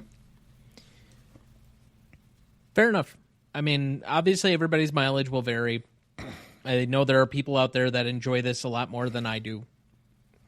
To each their own. Again, I didn't dislike anything really about the film. Just wasn't exactly my cup of tea. I don't know if I really feel the need to return to it for at least quite a while. Yeah. All right, my number 2 is F1. This was your number 6. So as the low man, I think your number 6 is reflective of how it was when we walked out of the theater. We said that was good. It wasn't great. It was mildly poorly acted at times. but it was at least a fine and a fun film. To see it here at Best Picture is kind of interesting, but I'll let you speak for yourself. To be honest, I mean, I thought that Brad Pitt mailed it in. Okay? I don't think he really... It's like, hey, they're going to pay me a shitload of money. I'm going to make a ton of money as an EP on this. I'm just going to show up and be Brad Pitt and kind of smile and, do it. Javier Bardem was by far the best part of this film, other than the visuals. He was fantastic. I don't even think the fact that the secondary actor or the secondary driver was all that great. No. But Carrie Condon, to me, other than Bardem, I think she's probably the best thing in the movie for me, and then it's Bardem. But I thought she was good, but I really liked Bardem. He just had this... There was a quality about him that was professional, but yet, as far as what he was doing for the thing, but it was personal. And that portrayed throughout the part to me. And so I thought he was great. I agree with you. There are various parts of this film, although, again, it feels like a lot of that was stripped out for the version that's currently on Apple, less than what we saw in the theatrical version at the time. And you can go back and watch my comments. I think it was last June or something. It was tacked on at the end of one of our episodes to hear my original review in the moment. But when I went back and rewatched this, it kind of has the same effect for me that Top Gun Maverick did a couple of years ago, where I watched it at the time and I'm like, okay, this is fine. Okay, sure. It's enjoyable, but it's not exceptional by any means. But of any of the films that year, I think it's the one I've by far watched the most often. And I feel like F1 is likely to be that for me, because on the rewatch, I'm like, this is really freaking entertaining. It's a decent sports movie. I don't give a fuck about F1 any other time, but I could watch this again. I would have no problem watching this 3 or 4 more times. I don't know what it is about Kaczynski and how he does his films, because I just literally mentioned both of the 2 films that he's primarily known for, but they're very highly rewatchable. So it's at my number 2 because it's just entertaining. I could feel myself rewatching it quite often, and I'd be just fine with that. But ultimately, your number 1 and my number 1 are the same, because there's only one film left for both of us. You know what? I don't think we discussed Train Dreams, because that was my number 3, and somehow we must have missed it or skipped it or something. All right, so let's get to that one before we get to our mutual number 1. Train Dreams is at my number 3. This is a film that when we first turned it off, I'm like, boy, I feel like I just took mushrooms. But I think it's grown with me over time. I think the perspective of the cinematography was a lot to get used to the first time through. And I'm not a person that really enjoys a subset of micro history. I much more enjoy the macro. So something like Oppenheimer is going to usually appeal to me a lot more than the story of a logger out in the Pacific Northwest who loses his home in a fire and is dealing with his own tragedies and whatever else. But there's just something over time about this movie that just kind of grows on you. And it moved up my list slowly but surely as some of the other ones I kind of pushed down. It is, in essence, the fact that everyone's story, no matter how small or seemingly inconsistent, or not inconsistent, but small insignificant, has its own beauty. Sure. And has its own power. And I think it's one of the reasons why we have generationally become so in tune to our ancestry, because it is the story of how we got here, and we're fascinated by the little things that took place. My or your mother's family, or on her dad's side, they were Mennonites and they had to flee, and they came over on the boat, and they had to survive, and they could only, they had to pack enough food to get across, etc., and how they did it and the hardships. Those are the stories, okay? And we find them fascinating and not because they're so great or there's some, great high arcing narrative, but because they're human and they are the little pieces that make up society and all of the people that we have contact with and spend time with and also become ourselves. And so that's what this film represents.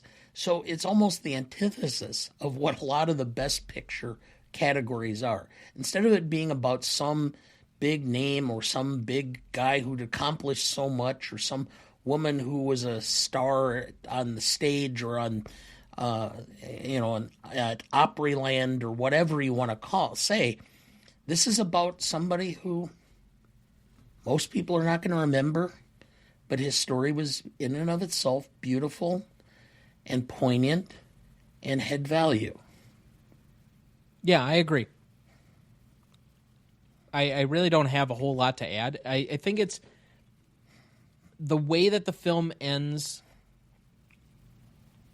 just appears to me that it kind of reflects exactly what you said. His story and whom he impacted could mean relatively nothing to anybody, but it still was a life, and it should be appreciated, even if it doesn't amount to anything significant within a historical context, because it was still somebody that took up space on the earth.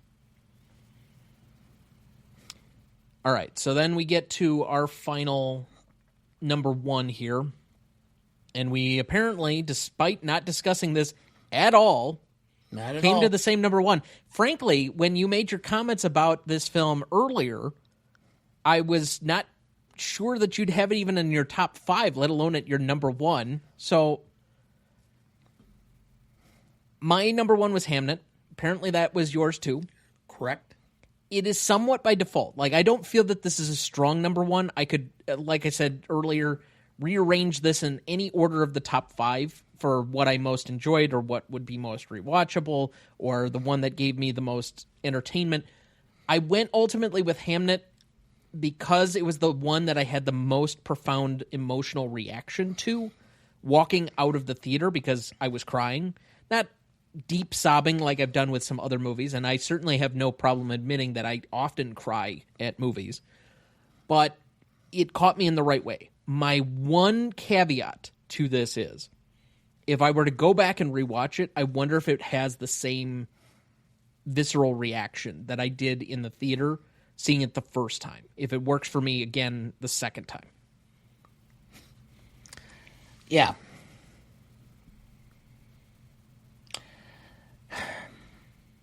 So much of art is created as a result of pain. Yeah. Because art becomes an outlet to release pain or to express your pain or however. And there is...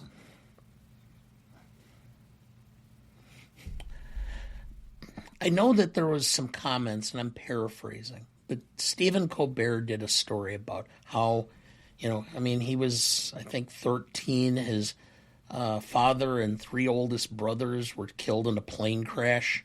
Yeah. And so he ended up becoming the head of the head male in the house and having to help his mother. And he went into comedy in large part because it was a way for him to express his pain and to alleviate.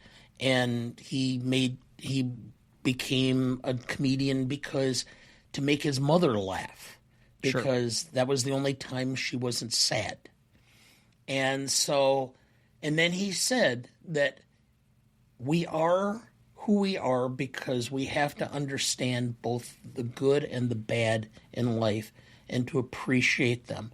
And it's only through understanding the bad that we can really appreciate the good in our lives. And so when I watch a film like this, I understand that the tragedy that was involved in Shakespeare's life ultimately created art that has impacted millions of people for 400 years. Well, before you get into that, I do want to express here that this is a fictitious story based on a book. This isn't correct. But it is a possibility of what could have been to give additional meaning to a story and the surrounding art. But you can project that onto any form of storytelling or art making or whatever else, and that's what ended up standing out to me, even knowing that this didn't actually happen. Correct. And so I guess that's what I'm saying is that, it's, and not just that, but through your art, reconnecting with those that you know and love.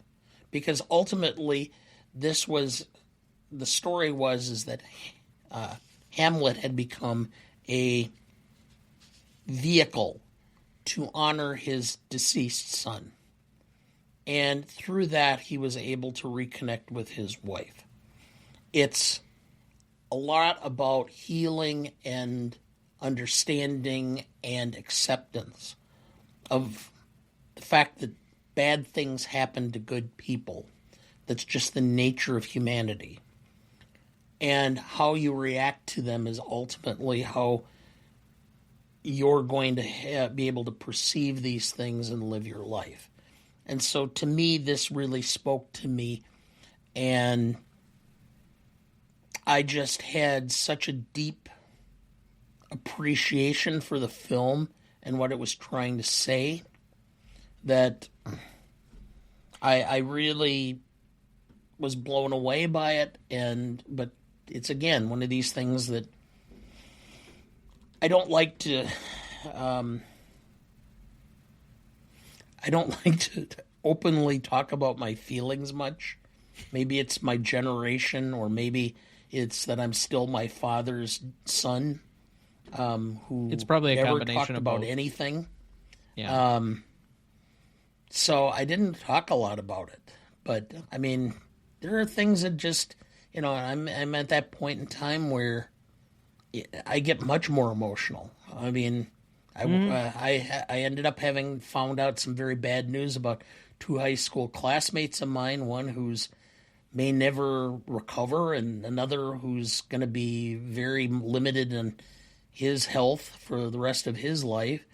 And then I'm watching The Pit, and I started crying watching The Pit because there's things going on in the show that just reminded me of that and just brought back all the pain as I'm starting to feel my own mortality. So it just struck a chord with me. Let's just put it that way. The thing that really transmitted to me is twofold, or the things that I took away from the movie is twofold. It takes a long time to set up things. Like the first hour of the film is kind of boring. Like I'm not gonna. The second half of the film is what is you even get through the first hour to get through. I would have probably had this a little bit lower down had I seen it at home where I was distracted by my phone. So seeing this in the theater, I think, was the perfect setting for me. But it's two things. One, how much we're haunted by the ghosts of the past and the people that have left us but that leave certain lingering presence around us at all times. I think this movie is very much about those ghosts that are still with us, whether you believe in actual ethereal ghosts or just the metaphorical haunting. I think they're still apparent in all of that. And I think very much this movie is grief through their presence represented.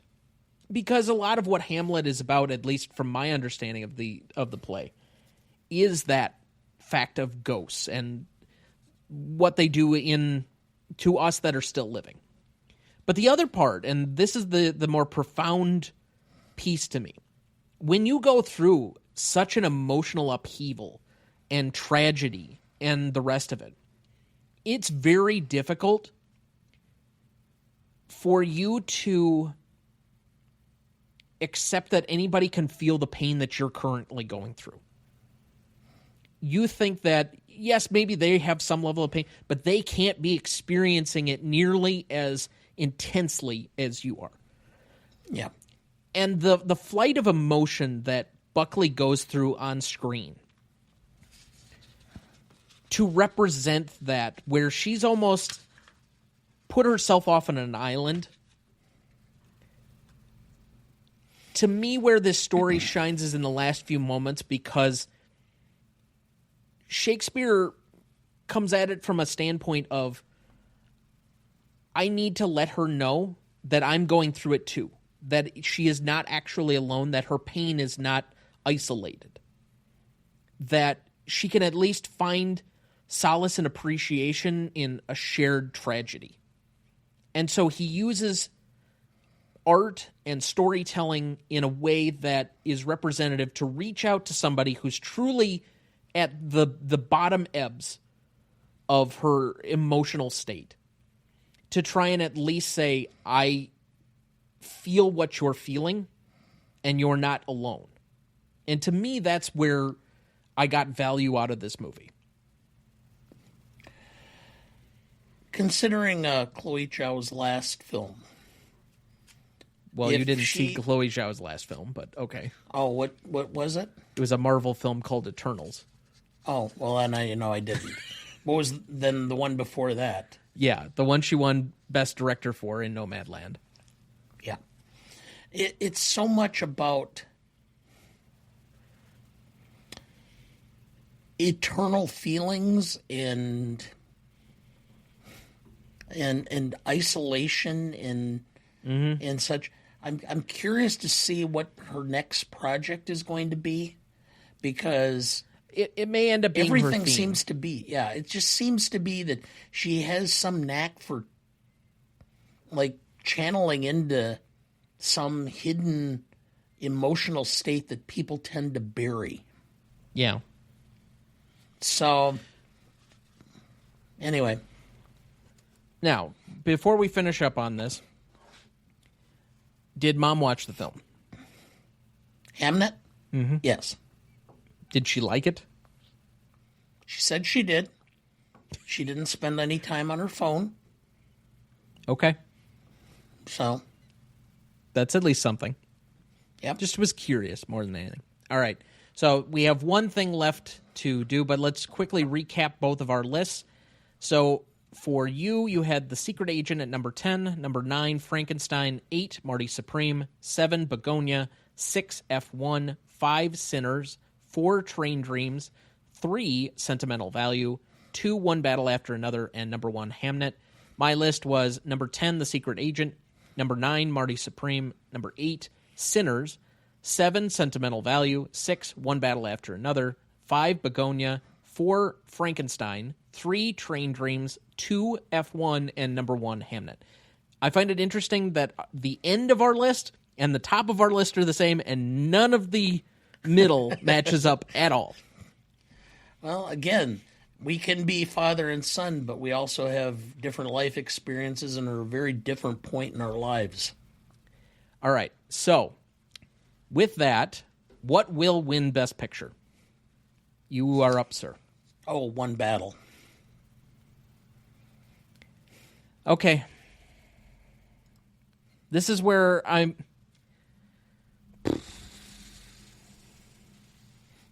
Oh, are you gonna go out on a real big limb? I don't know if it's that big of a limb. Oh, I think it is.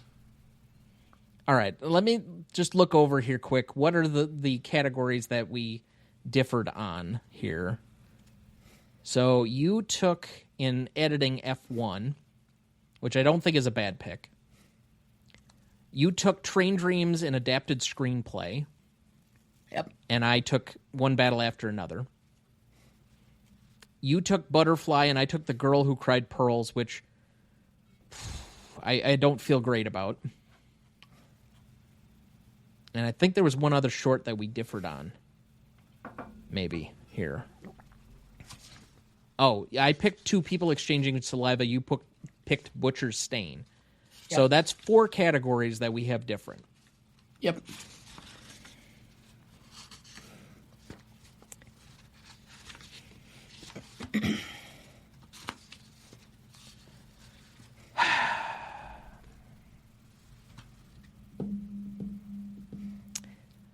All right. Fuck it. Go with what I had written down. I had Sinners written down. Okay.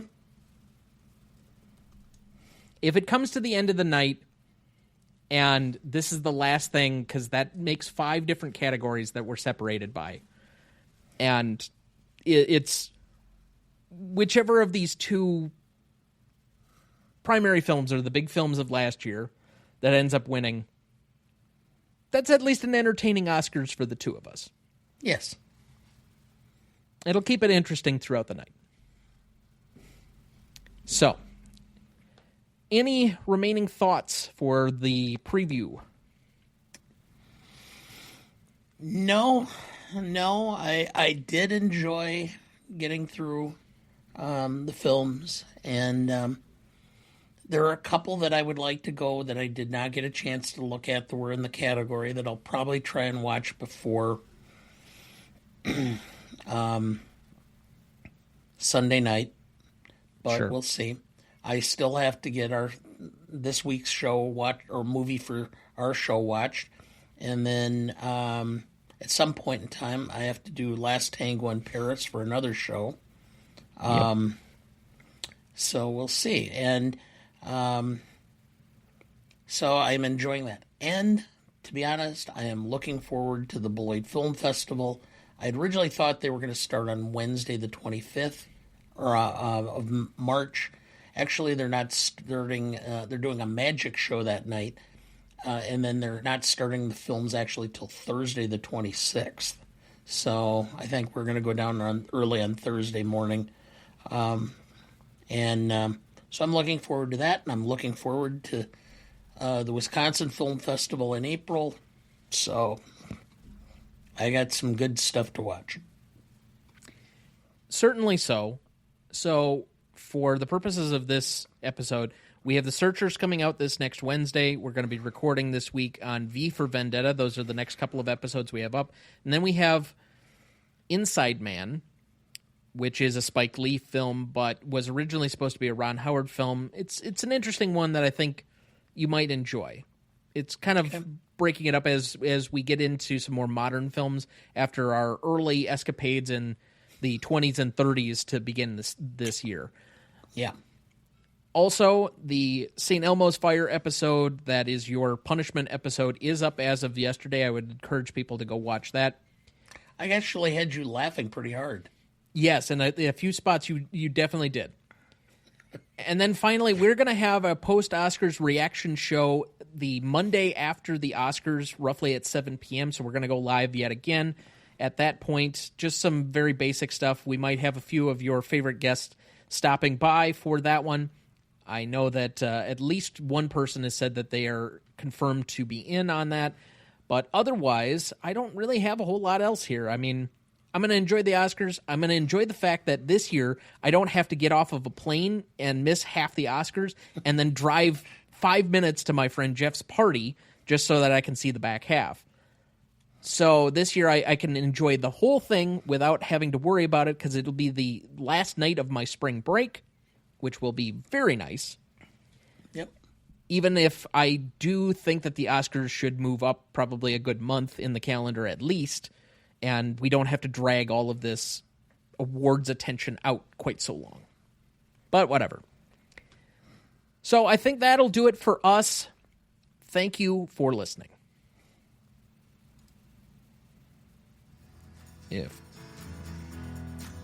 I do wish we could stay longer, but I'm expecting a friend for dinner.